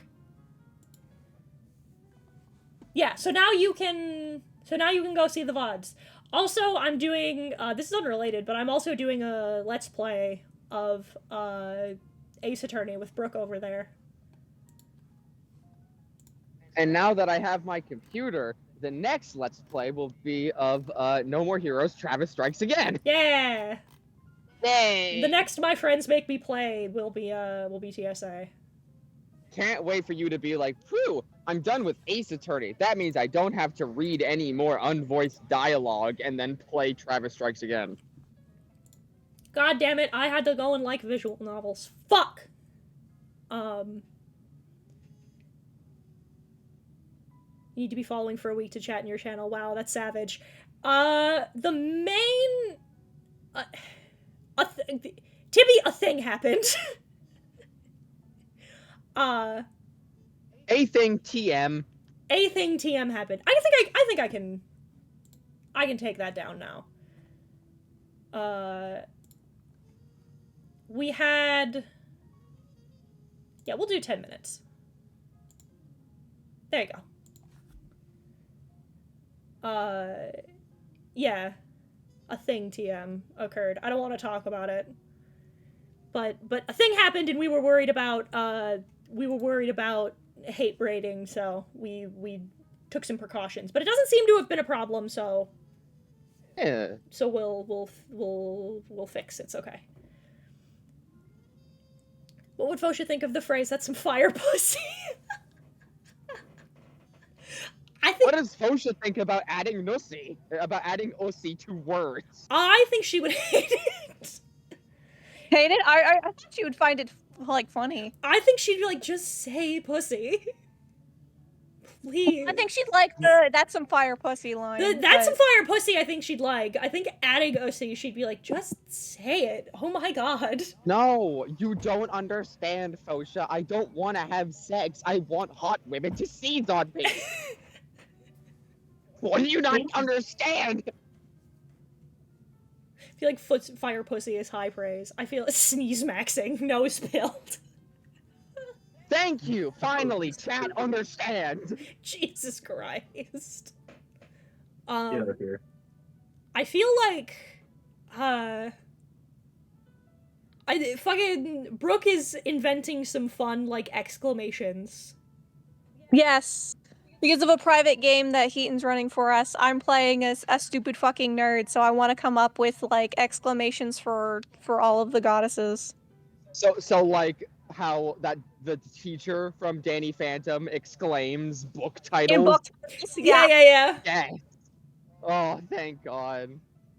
I'm having a fun time with them. I can pull them up currently if you want. I have it'll be real fast. Oh my God. I have Rocha's pussy. I have occasionally actually been like, oh, great Shatner's ghost. Amazing. I fucking love You Futurama. freaking idiot. Silly question, but seeing the subclasses, first, can a subclass apply to more than one goddess? Yes, it absolutely can. Second, if you ended up as one of those subclasses that's affiliated with a goddess, does that mean you're serving that one in particular? Not necessarily. It's like I said earlier, you can also do ones that aren't on this list, but, like, this is the quick one of, like, these are the ones that are the most commonly associated with her, so, like, this is more a jumping off point. Sorry to raid around ones I have a written birthday down party. thus- Enjoy your birthday party, Tibby! Thank you! Appreciate it! I'll take good The care of ones your I- chat for you. Yeah, the ones I have so far: Anastasia's icy glare and Bifocia's bosom. By Fosha's bountiful bosom. By Okay. Fosha's It's a single pussy. sheet. That never happened. By I the pussy of Fosha. feel like the expletive one is Fosha's tits.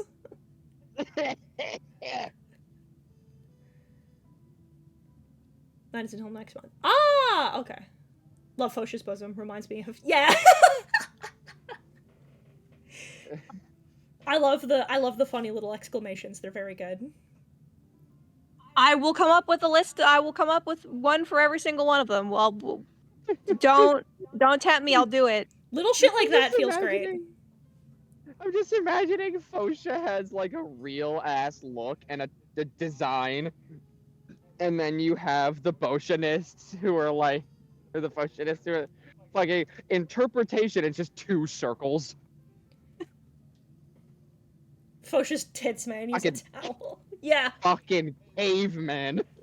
she's just like, she looks at those particular statues of her, and she's like, they can be a little too ample, I think. They're modest. That's... I think that's a little much, even for me. No god would ever say that's a little much. No, you know A what it would few be? of them would! Fucking, I was talking to Lio about Javeria, because I was like, I think you'd like the Iron Goddess, and I was describing her to him, and he said mommy, and I said, I just had a visceral reaction, and I think her reaction immediately would be, ew. That's another question. Like, I'm not even shitting you. Like, people would, if there were interpretations of their god as a hot lady, be like, I want to fuck her.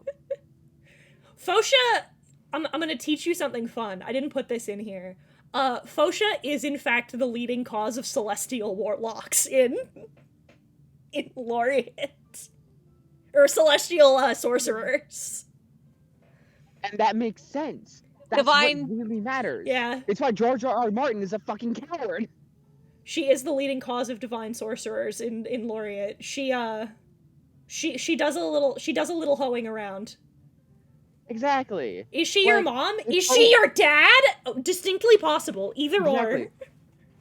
If Fotia shows up in my fucking dreams and is like, hey, if you are a patron to me, I'll sneeze on you in the dead of night, then like, yeah, what do you want me to do?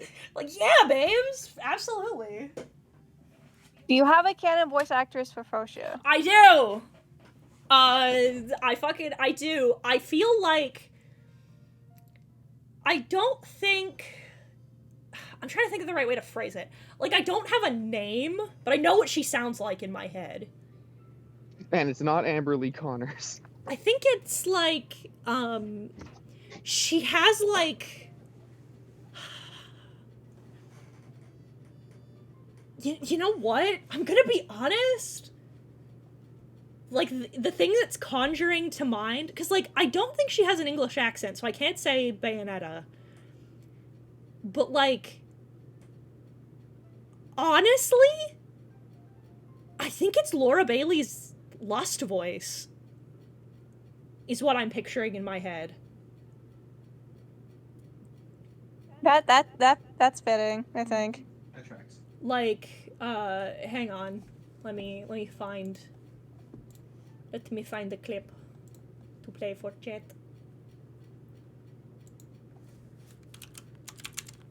Jokingly, would she do the Aphrodite chair? Are you talking about the thing from Record of Ragnarok where they hold her tits and then sit underneath her? Yeah, probably. So she's me.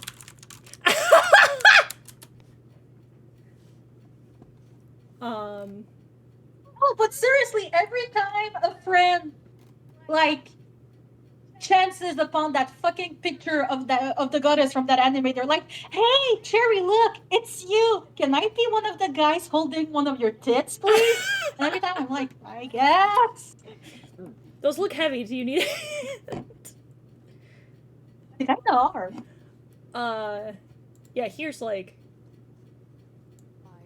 I don't understand this decision. Fortunately, that's not your plan. Scar is counting on you to send in those troops. He has got to have those lives in order to transmute the Philosopher's Stone. Yet you seem hell-bent on founding it up. That's what I think she sounds like. Joke question. Yeah. Can she get men pregnant? Yes. Of course. Perfect.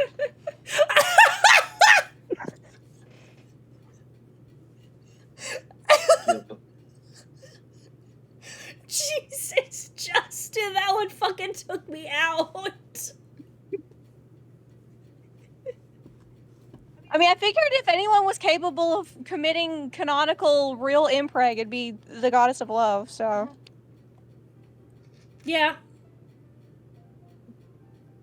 Great. She a big fan of Fireball? The spell or the drink? Trick question. The answer is yes.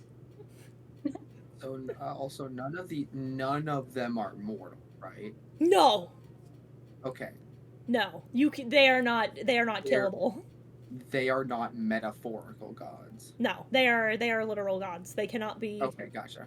100%. The bad things can happen to them, and they cannot die. But if there is a belief that if the kings rise out of the hells, and lock them in the hells instead, then they can trade places, but they can't be like killed. Okay. Because there's so many things I've seen recently where like God is more of a title rather than like a real ass status. No, they are the are yeah. the beings that created the world. Yeah, this isn't some Yujiro Hanma shit. No, This is real. they're literal. This is real. What would someone have to do to be empregged? Like disrespect your wife? Boom situation. Flipped. Listen, if I want my Nossi impregnated, What does it take? No, I think you can. I think if she fucks you, you can just get pregnant regardless. I don't think it's a. Let me put it to you like this. I think you still roll on the proverbial table the same way you would if you were fucking a human person. The difference is that men do still have to make that roll. Oh. So, and then... I could get my Nossi impregnated. But I do think... I don't think you'd have to get empregged. I do, however, think if you're shitty to your wife, you get curse of rod. The obelisk manifests in front of you. No, if you're shitty to your wife, bam, you have a period now. There's a Suffer, die. There's a very interesting thing that I'd like to expound upon you, which I hope you either just incorporate into your lore or just don't. There's an idea in Judaism called saras. Okay. Where if you talk shit about people, not like explain what happened, but actively shit talk a person, not only will you develop leprosy, your house and all of your property will develop leprosy. I can't fucking believe it. My Captain Crunch now has leprosy. Yeah, no, you look and there's white spots with hair on your Captain Crunch. No, but I might need to now. Yeah, it's like, as an example, if you discriminate against someone based on their sexuality, Fotia will fucking give you leprosy. I think if you discriminate someone, one of the most common ones, the big one, is if you really fuck up and you, like, commit a proper heresy, like, for example, if you SA somebody, there is a curse that you can become afflicted with. I didn't put this down because this was something that, like, this is a detail for another day, but, like, the common curse you get is that not only can you never fall in love again, not only will the people you love never love you back, you being around the person you love will make them fall in love with someone else. Like, because all the leprosy does is it gives the people around you notice that you have been engaging in the behavior, and therefore you are exiled until you repent. And so having a different style of punishment inflicted upon someone for their transgressions against the virtues of a certain god is a really interesting idea. I'm a big fan of it. That's why they all have their own, like, punishment based on the particular kind of heresy. Someone asked how Oath of Vengeance paladins were handled in your setting. Okay, so... Okay. About that. Is that mostly... I feel like that would be mostly a Javaria thing. It is. Maybe. It is mostly a Javaria thing. The thing about Oath of... Okay, I'll answer this question. It's not Fotia related, but I'll answer it anyway. Most Oath of Vengeance paladins, come about because they signed an act with Javeria. And typically what happens is if you get the revenge, you do the thing, you roll the dice, you move your mice, and you're a good boy, you mind your P's and Q's, etc., etc. Otherwise, you remain an Oath of Vengeance paladin, and she's like, cool, you got your revenge, now it's your job to help other people get their justice. So that's kind of how that works. There is a vengeance denomination in her church that is made up of vengeance paladins, and then the answer is, well, I got mine. I don't want to help anybody else. Cool, cursed. Fuck you. Your fight is not special. There are hundreds of people who are fighting fights, and if you don't want to help others but only yourself, then you don't get my blessings anymore. Kick rocks, pound sand. That's thank God, dude. Yahweh could learn a thing or two. Can Fotia turn me into a dragon? No, but you can with the right spell slots. With the right application of spell slots and a nice DM, you too can become a dragon. And keep all your class abilities. Okay, Heaton, for the... Did I tell you what fucking happened, by the way, with the 1 in 100 Conquerors hockey? Mm-hmm. Because I hate Bruce. I hate Bruce that motherfucker rolled a D100 and was like, I got it. Anyway. Damn. But yeah, like, I always really like this idea of a pantheon looking upon individual worshippers. Where, like, I do too. Some gods are like, I don't really care about worshipping, where my, like, what I am a god of does not denote worship. Where some are like, what do you mean you don't worship me? Like, yeah, I think that's more interesting. Yeah, I feel like the way gods interact with each other and based on their followers is such a funny little concept because it adds mortality to those gods. It also helps that like, it helps that the eight of them are sisters. Mm-hmm. Question about Fotia: does she have a species that are more common followers of her than others?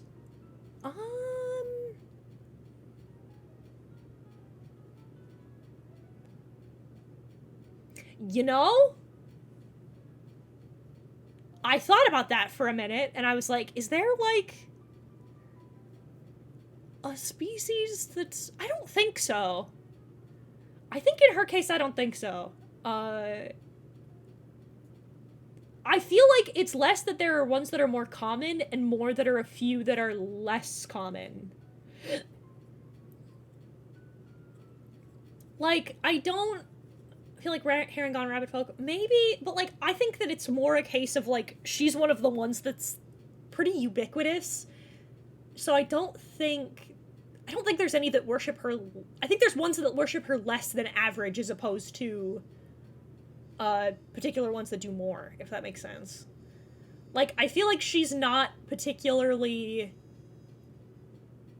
I feel like, for example, I like the interpretation of Freerin that, like, elves have, like, a lower reproductive drive than most other species because they're around so long.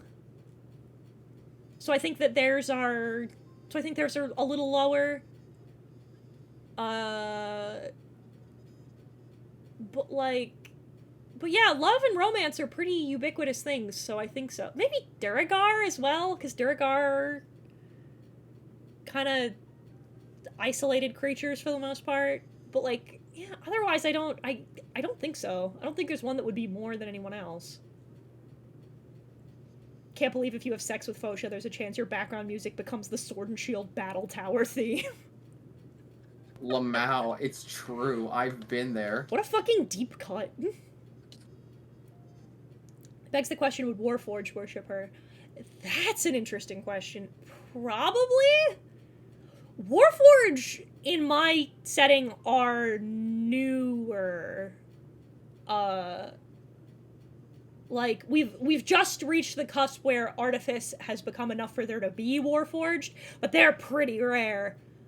But I think they could. I think they'd be like with elves in Duragar, where I think it'd be pretty low. But I don't think that they'd... the number is low, but not 0, I think. Uh-oh. Lore question for you. What's Fotia's preferred love language? Ooh, hers personally? Words of affirmation. Tell me I'm pretty. Tell me how much you love me. I mean, that makes sense. She's a god, yeah. Tell me how much you love me. Tell me how important and powerful and special I am. Dude, it's so funny how, like, I always like to think about different characters' ideas of words of affirmation compared to my own. Because it's because even if we have the same love language, those words could be completely different based on what we believe is, like, affirming or not. How does Fotia feel about arson? Bad. Don't do that. Don't do arson! She doesn't like it! Your goddess will not listen to you if you burn houses down. Okay, but what if it's not a house? No! No, trust me, it's based. Hear me out. What if... No. Is there a fetish she draws the line against? I mean, aside from the ones that are, like, illegal. Aside from, like actual friends. Yeah, like, aside from things that would be considered a paraphilia, Okay, now here's the next question. I think, like, the only thing I can think of consistently is I feel like there's shit, like, people who are, like, amputation fetishists, I feel. Like, stuff like that. Like, amputation fetishists, feederism, like, that kind of shit. The kind of shit that literally fetishizes someone's, like, lack of agency and helplessness probably are not. But would she come to that person if they came to her to help them unpack what that means? Yeah, for sure. Yeah. Because that's because you're not hurting other people, you're learning to process the attraction, the goo. It's like, exactly. I always like to think about this prospect of like pedophiles who go to therapy specifically for the purpose of, like, I don't understand this, but I have it. Yeah. Follow-up question. Has her love language influenced how she structured her worship rituals for her followers? Ooh!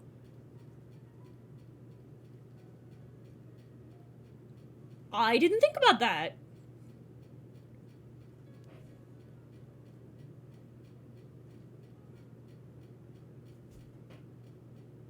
May have. Yeah! I didn't think about that! I said that instinctively, and then I just thought about the way that my lore is structured, and... Yeah, kinda! It kinda did, I guess! I love happy accidents like that. I do have a question. Are there any alternate marriage things that people can do for if they have trauma related to fire, for example, but they still want to get married? So, like, Eliza, for example, if she doesn't work through her trauma before she marries her husband, like, what alternatives are there for her and him to do the marriage shit, but, like, without her getting traumatized? I think it's more... in the process. I think it's more the... Because that's one of those things that's like...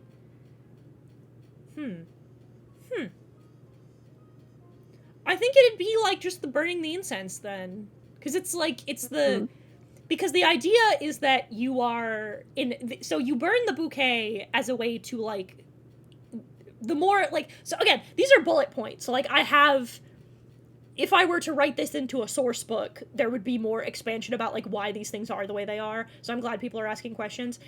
Like, I think it's... Like, you burn the bouquet as a way to invite her to your wedding. as a way to offer her a seat at your wedding so that way she can, you know, be in attendance as well. So I think as long as you, like, burn incense or something that doesn't have, like, an open flame, I think that's fine. Because I know, especially with Eliza in general, she wouldn't want to piss off Fotia by not inviting her to her wedding. Yeah. Through everything, but I feel like she also understands that she would have to go about things in alternate way because of the trauma TM. Oh god, I'm sorry, Aaron. I was supposed to be on top of it and I forgot in all the excitement. Fuck. I said, I didn't think about it that way, but now that you've said it, yeah, probably. Happy little accident. Love to see it. Less question about the lore, but what was your favorite aspect of Fotia to create? Examples, her design, what dominion she's in charge of, her titans. Oh, okay, I like her design, but designing the goddesses is, like, the hardest thing I think I've ever done, like, character design-wise, because you have to walk a line where they're still, like, easy to draw and recognizable, and they have a good silhouette, but they need to be kind of extravagant to still feel like gods. You know what I mean?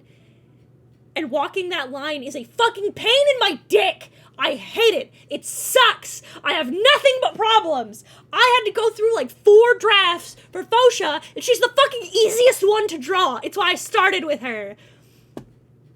Of the 4 of them. Fuck! But I think so I love her design, I'm proud of how it turned out. It was not a fun experience.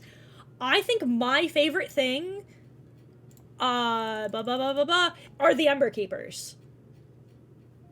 My favorite aspect to make was the Ember Keepers, because I hit a point where I said to myself, I was like, I have to do something that relates to divorce. Like, it has to be a part of this.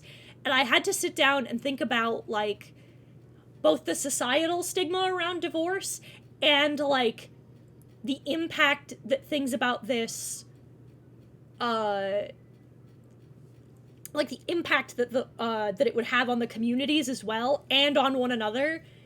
And I was like, that's so fun. It's so fun. One of my favorite things about writing the religion specifically is that it's really fun to sit there and think about both positive and negative stigma that people would have for these particular people because they worship a particular god a particular way. You know what I mean? I think that's fascinating. That's my favorite. Because, like, I'm sorry, this is a weird tangent, but, like, I've said before that I really like adding, like, realistic texture to my story, to my game, to this setting in particular. So I like having aspects of realism, and that includes, like, including fucked up shit. Like when we get to, like, class race divides, stuff like that, there is, like, there are, like, etc., they perceive, like people perceive, drow to be evil and ominous because they live fucking miles underground with the most poisonous creatures known to man. And so naturally, surface, people don't have the best impression of them because they come out and they have such an alien culture to them because of how separated they've been from the surface for such a long time. So, like, I like writing things like that, but, like, I don't want to include, like, institutionalized racism or, like, I like providing you the tools to explore things, positive, negative, up, down, back, forth, because that, being able to give you such a comprehensive view of the world I have in my head, that you can think about the cool stories you want to tell with that story, with that framework, is what I think makes a good D&D setting. So I love stuff like that. Like, I like writing the different sects, how people react to them, how people feel about, like, how different communities feel about them, the positive associations, the negative associations. I think that shit's the best. That's my favorite part. Because it means that you get to sit there and be like, this is... this is like the most common like positive view or the most common negative view, because then as well I provide you the two ends of the extreme, because it's fun how most people will make something in the middle. And so I want to be able to give you, this is the extreme point A, this is extreme point B, and then you get to add the nuance of where your character falls. Why are they here? Why are they there? Etc., etc.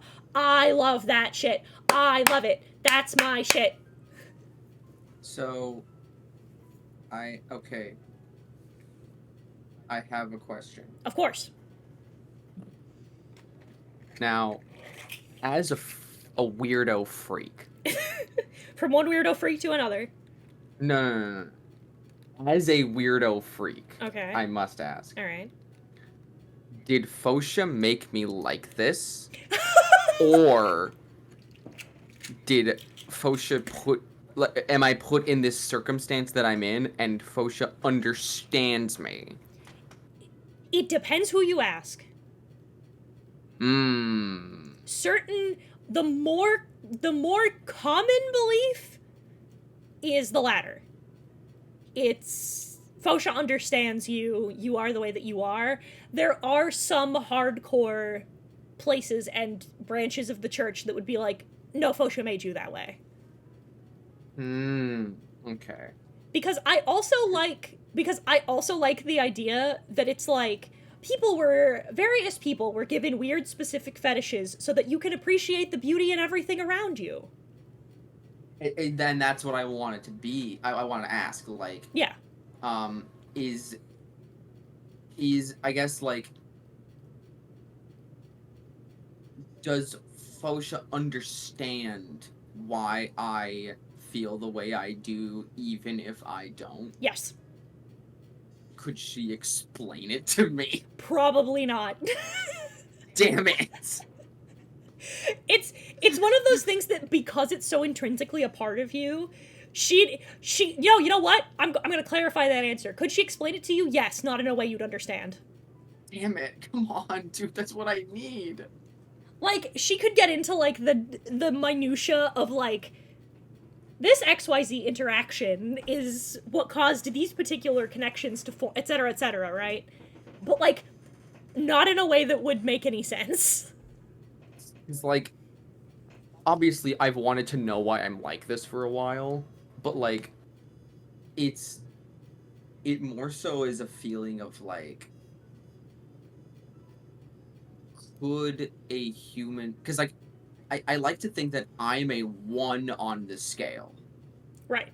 Of, like, sexual attraction. Mm-hmm. Where the 1 is, I have no sexual attraction to anyone, like, person or style of person, but I have fetishistic attractions.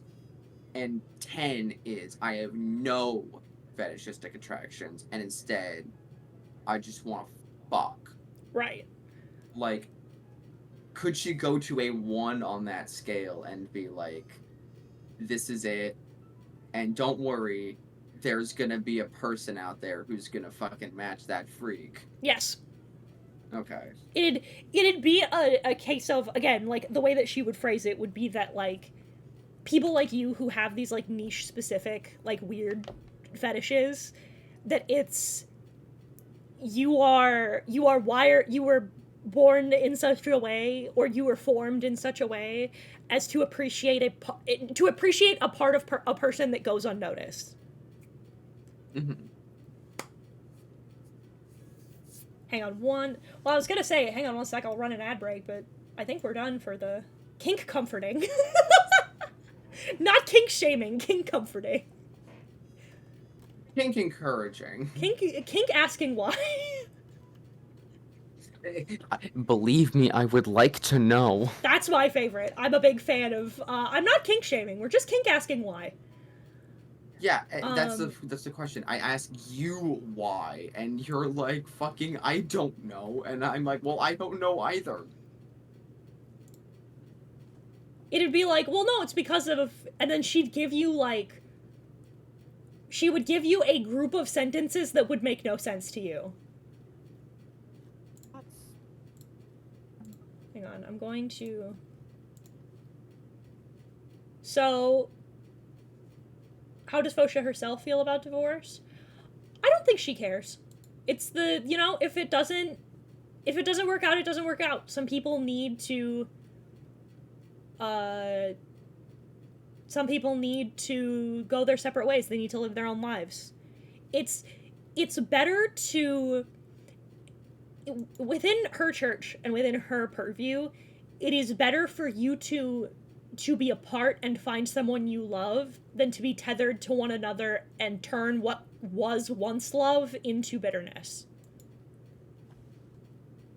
Because, like, you cared about somebody enough to marry them, so, like, that love, whether platonic or romantic or whatever it was, shouldn't turn to hatred because you feel like you have no escape. Been super interesting, insightful in the lore you create and also your mindset style for when you create it. Super excited for the next one. Thank you. I'm gonna cry. Yeah, like... Hi, I'm gonna internalize how well this stream went and cry happy tears later. Because I'm, like, as an example, Cry! I'd pray to Fotia every night of my life and be like, can you please tell me why I'm like this? Great success. I'm glad about it. I'm glad that it worked out. I'm glad that you all enjoyed it. I'm glad that this took 2 hours. You did it. I was a little worried. I was like, I don't know if this is enough for a whole stream, and I thought we were gonna. No. I thought we were gonna barely scrape an hour and a half, but this is a. No. This is a full ass stream. Holy shit. You did it. I did it. Holy fuck. So. Yeah, now you should play Tekken with me. Dragon, how was going to be something that you more again? The next one, I want to be Kaimana, but that's gonna take as long as it takes until I can get Kaimana to look away I want her to look. By the way, are you going to continue the stream for the next few minutes? Because I know a certain man will be wanting to come in and ask you questions. Which man? The only man. The math that walks like a man? Yes. I can keep going. He said give him 5 minutes. Oh yeah, I can keep going for 5 minutes. Okay. I can go a little longer. Oh no, I have to be here. I have to stall time. Damn it. No, you have to talk You gotta more. realize you're a borderline yapper. Ain't no borderline about it. Exactly. I'm a serial yapper. A consistent serial yapper. It's like, dude, do you know I've how never much shut the fuck comfort up a day in my life. Are you kidding me? I learned how to speak in full sentences at 9 months old, and I've not shut the fuck up ever since. Do you know how much comfort I would get from my life if I could just contact a god and be a patron and understand why the fuck I'm like this? It'd be nice. I'd be like, finally, someone with a brain. You need cleric levels for that. Because that's the shit, is that if a psychologist is like, well, this is it, I'd be like, well, I don't know. But if God herself was like, no, this is it, I'd be like, I might have to think about this. Daedalus has won. You got what you wanted. I'm so glad. Other questions regarding Fotia, maybe other goddesses, but they may or may not be about a campaign you had me a part of. You can still ask. Ask your own questions. My joke wanted to be Thomas Patrick, but I know that's not right. Quote that guy. Take a 2 with a conditional, like, 7 if you ever start that up again. Listen, I'm silly and funny, and I have a fucking brain disorder. This is when I hope that, like, if this did anything, there is something I can ask. In that campaign, we had things where to be a champion of a goddess, we had to give something up. Is that still present? I think if I were to ever run Maiden Menagerie again, if I were to take it as a second thing, I think I would still do that, yeah. Because the idea because, like, if you take something without giving something in return, then that's how you become a Titan, right? Basically, the idea was that you were getting Titan-level powers, but you just weren't being fucking blighted by... You were not being smote by God because you weren't stealing them. You were asking for them, and they were being given to you as a loner.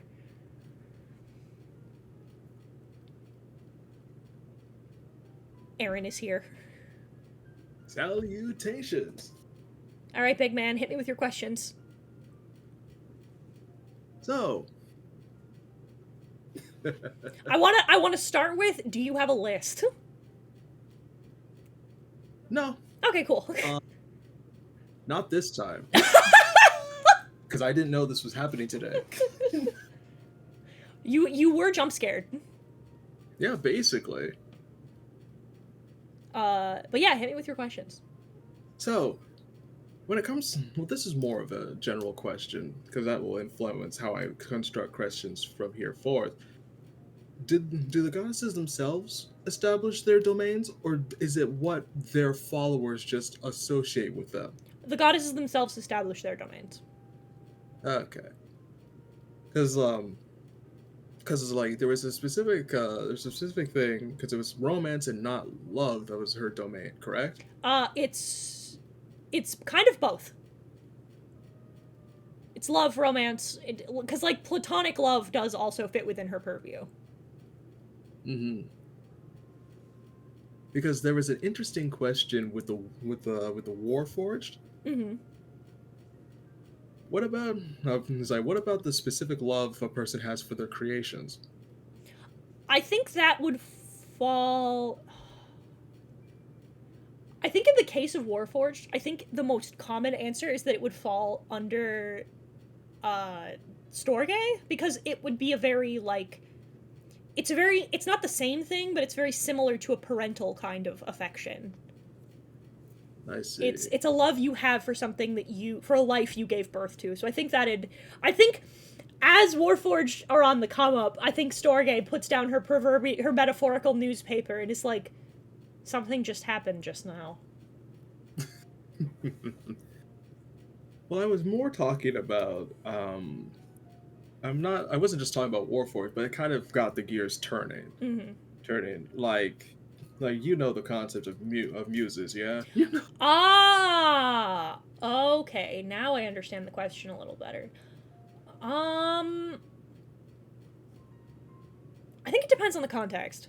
I think as most religious things. Yeah, I think given the context of like, I think like if it's from like the perspective of, oh, she's so beautiful, I have to write poetry in her honor, etc., etc., or like, I love the way he looks at me, I want to, that kind of deal, then yes, I think that fits within her purview.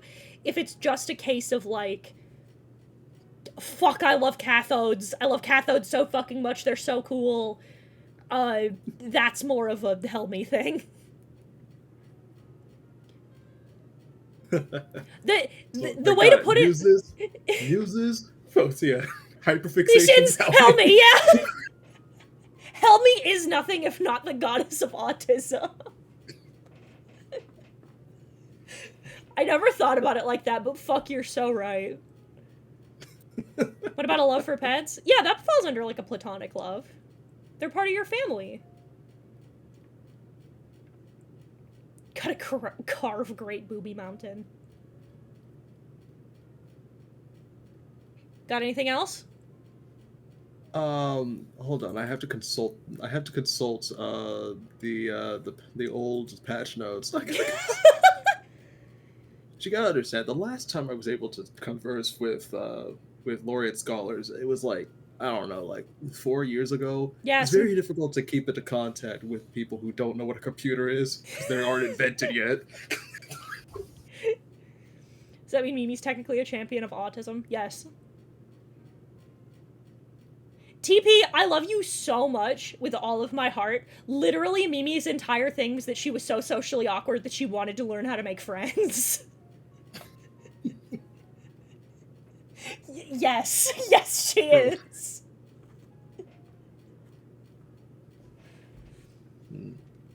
Not a champion of knowledge, a champion of autism.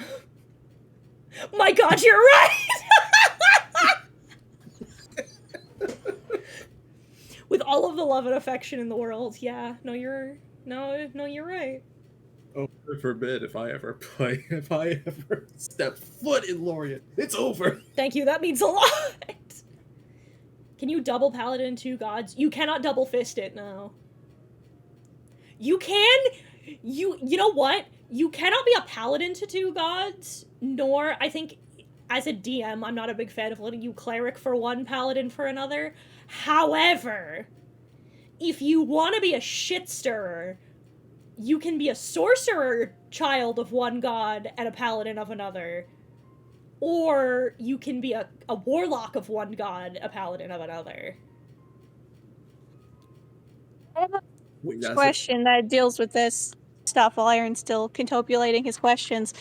So is because in your setting are basically is the combo of a paladin and warlock being so devoted to one another that they technically give each other powers a thing that can happen?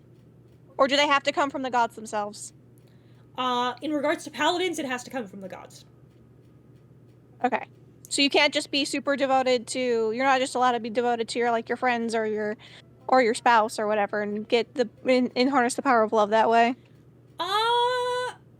I feel, okay, here's the technicality. Yes and no. Your devotion to somebody to the extent that you would get paladin levels is a Fotia thing.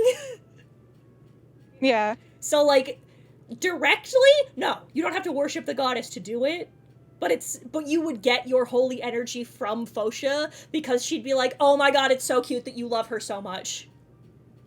Yeah, I guess that was more my question. You don't have to directly be worshiping them. So, like, it's the power still technically comes from the gods, I guess, but you're not, like, a direct, like, servant of them, I guess, is more of the question. Yeah, being a cleric or a paladin of just means that you adhere to one of their tenets so hard that they're, like, based, and then you get spell slots about it. You don't have to be, like, a literal clergy member now. I think that provides more fun narrative options, personally. That's why I think that you can do both. Actually, no, that raises an interesting question. Okay. Is Fotia more connected to sorcerers? Was like sorcerers, warlocks, clerics, or paladins in her name? My brain said sorcerers because of math.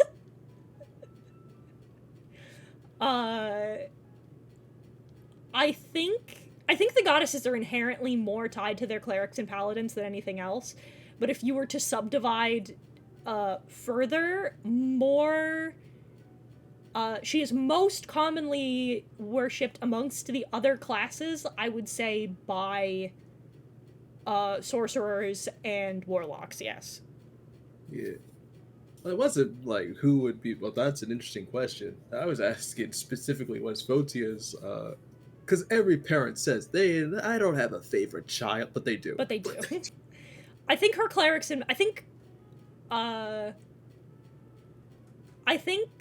like, yeah, I think technically it'd be all of them. It'd be their clerics and paladins because there is something about changing the way that your life, like altering your life so significantly to adhere to their tenets. Inherently, they're gonna like you more. More sorcerers, like, yeah, more sorcerers of Fotia because they're literally her fucking kids. So what makes them?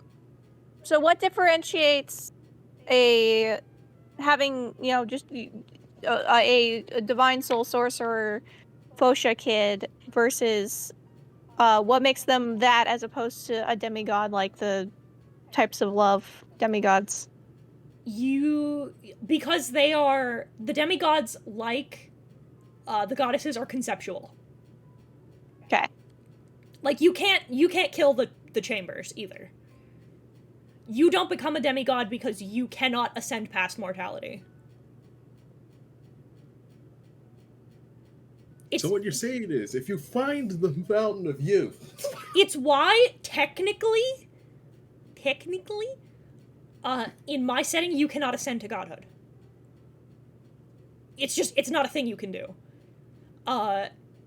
You would get the title of a god if you were to, like, become a lich, for example, but you're not a god, because no matter how much you are worshipped, it doesn't change anything, you can still be killed. the goddesses, the demigods, they are, you get the suffix god from, you obtain the status condition of god when there is no physical way to completely destroy you. Even then, if you became a lich, like, congratulations. There are like 3 goddesses that would be like, actually, hold up there. Consider yourself. Oh, if Really, I you're. hate you. Lichdom is a very scary catch-22 in my setting, because bad shit happens to you if the goddess of death finds out that you're trying to transcend it. Yeah. It's even worse. Like, you think asking her what her chair thinks is a bad idea. I fucking hate the Cherapist. You know what? That's a lie. I love the Cherapist, but the bit continues to get funnier and funnier because I keep thinking about how much she would literally go to her sisters and be like, this is why I fucking hate humanity. This is why I gave them differing lifespans, is to spite them for bullshit like this. But verity is the spice of life. I mean, true. I can't get over one of my favorite things in the world. The moment that I'd codified the kind of character that Anastasia, my death goddess, was when Brooke asked me, is there a way we could play with her so that Javin and Wei could have their ages line up? Because Javin's a half-elf and Wei's a Triton. He's an elf, she's a Triton. She's a Triton. And I knew instinctively that there is an answer, and she'd be like, yeah, there's a way you can have the same lifespan. When she dies, you can kill yourself. Like, her open and violent disdain for humanity was codified in that moment, and I'm like, yes, I understand the kind of person you are. That she would say it with no hesitation and no, like, care or problem. She fucking hates people. It's all fun and games until we get an actual design for her, and then you know exactly what the artists are gonna do. They sure can. Listen, you can, but she'd hate it. Why, it's why, Wei got the deck of many things and gave it to Kaimana, and then Kaimana was like, we're cool. I'll equalize. Match your husband's lifespan. Yeah, I'll equalize Cool. your time. That's fine. She fucking hates people. Surprise! People are not great to death. They're not great to the goddess of death, and they ascribe a lot of things to her that she is not, and therefore she has a lot of bitterness and open disdain for mortal creatures. That'll be a fun thing to talk about. Yeah, that will be... Wait, I do not know your order. The next one's gonna be Kaimana. Oh, so we're going... If you want... We're gonna talk about the traditional route. Yeah, we're gonna go fire... Well, it's going to be... The first 4, I know, are going to be... Fotia, Kaimana, Salma, Leticia, because they're the 4 elemental planes. Oh yeah, I thought a D2 would be, but like, yeah, Nope. I'm sorry, So still going through the old lore. I'm still going. Okay, so I'll, wait, do you have any more questions? I had some, I forgot. Wait, does her temple still have the circle of black glass? Yes. Sweet. So I have, this is one of those cases where I'm pissed that I suck shit at drawing backgrounds. I might, if the time ever comes, looks tearfully into the middle distance, where I can pay, like, an environment designer, I'll show those off. But, like, her home on the material plane is the one that has the circle of black glass, yeah. Well, oh wait, she has they have temples in the elemental planes too? Yes. So just the ones with the 4 elements, or do all of them have? Well, oh, okay. Here's where things get a little complicated. Well, that's what I'm here for. So, okay, I'll explain the layout. What's your question? What's her most common form of jewelry her followers have? Necklaces, probably. They're the easiest to wear. Rings are probably a follow-up. Or no, Any it's particular probably... gemstones? No, it's probably rings. Because, wedding rings. So yeah, it's probably rings. Yes! I specifically said, garnet and usually gold are her go-tos. Oh, okay. As like a little bit of a wrap-up, the plan as I've got it laid out in my head is it'll be the four elemental goddesses, the primordial goddesses. So it'll be Fotia, Kaimana, Leticia, Salma. So fire, water, stone, and wind. Because then I'll talk about how the elemental planes work. The fire plane, the water plane, the earth plane, and the wind plane. Then, after that, we'll talk about I guess the word would be the extant goddesses. So that'll be Aditi, Helmi, Javeria, Anastasia, and then we'll talk about the extant planes, which would be the Feywild, the Shadowfell, Mechanos, and the Chaos Plane.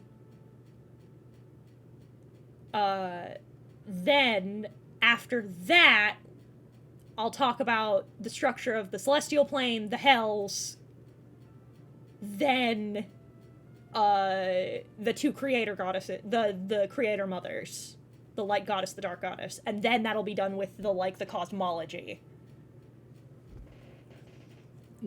And then we can move on to Then we can move on to the important things, like the Charapis. Then I can move on to governmental structure and how the government works. I can talk about the individual cities. I can talk about academic structures, and then from there we'll go into historical events. That's when you're gonna start getting names, faces, etc., etc., etc. So once we're done with the cosmology, we get the religion out of the way. Once we start talking about the geography, then I've decided that's when I'll start showing you these are the current heads of each sect of the church. This is what the church wear looks like, etc., etc. So again, we'll go macro to micro is the plan. That's what I've got rattling around in my brain right now.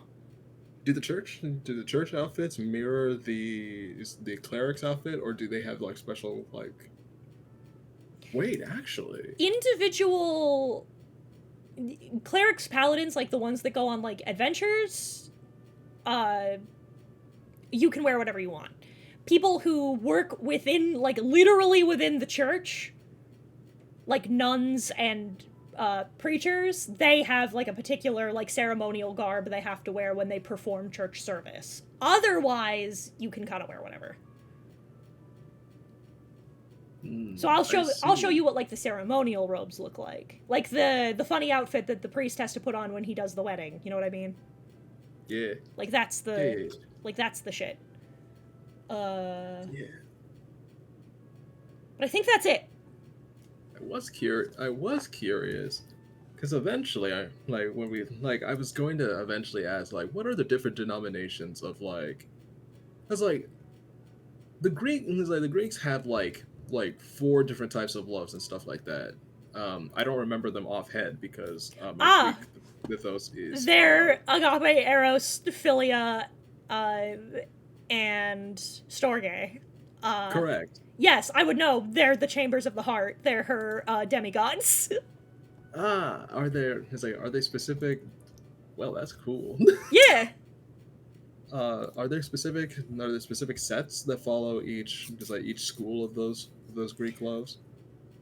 Sects specifically, no. They're all kind of demigods usually end up folding into broader church worship as just a part of what you do, especially for Fotia, because ideally you feel all four of those things to varying degrees in your day-to-day anyway. Yeah. You feel a love for God, a love for your friends, a love for your partner, and a love for your children or your parents, you know? I see. Do Fotia followers live in deserts or volcanoes? Most of her biggest church. We'll talk about this more specifically once we get into like once we've zoomed in a little more. But her biggest church, like her proverbial Vatican, is on Mount Cervantes, is on the volcano. Oh, that's a new detail. Yeah, because last time it was in a desert. It was, but I thought that was a cooler set piece. Yeah. No, Whisper, I think whisper, it would be whisper. very funny. It was like, I thought it was very interesting that it wasn't like I would, like I think it would be very funny if it was like it was like if it was like in a tropical resort, because like that's where most people like to do their honeymoons. There's a couple good-sized ones in various other locations, but that's the biggest one. That's the Grand Cathedral. Yeah, that's the proverbial Vatican. They all have one, but that's for another time. Yeah. So what we're gonna do two things as we end stream today. I am going to raid out into one of our friends. However, also, before I leave you today, chat, if you want to watch more stream, but you don't feel like staying on Twitch, our dearest friend of the channel, Lio Convoy, is doing an 8-hour fundraising stream to recoup some losses of his as of recent, and I want to support him. So if you want to go support him as well, you can go there, tell him that Heaton sent you. But I am going to raid this stream into someone else. Let's see what's good.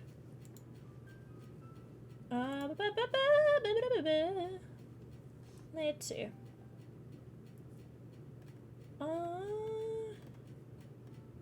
It doesn't look like... Let me fucking check something. Looks like none of our friends are live. Oh, I'll send you to Quarter Guy.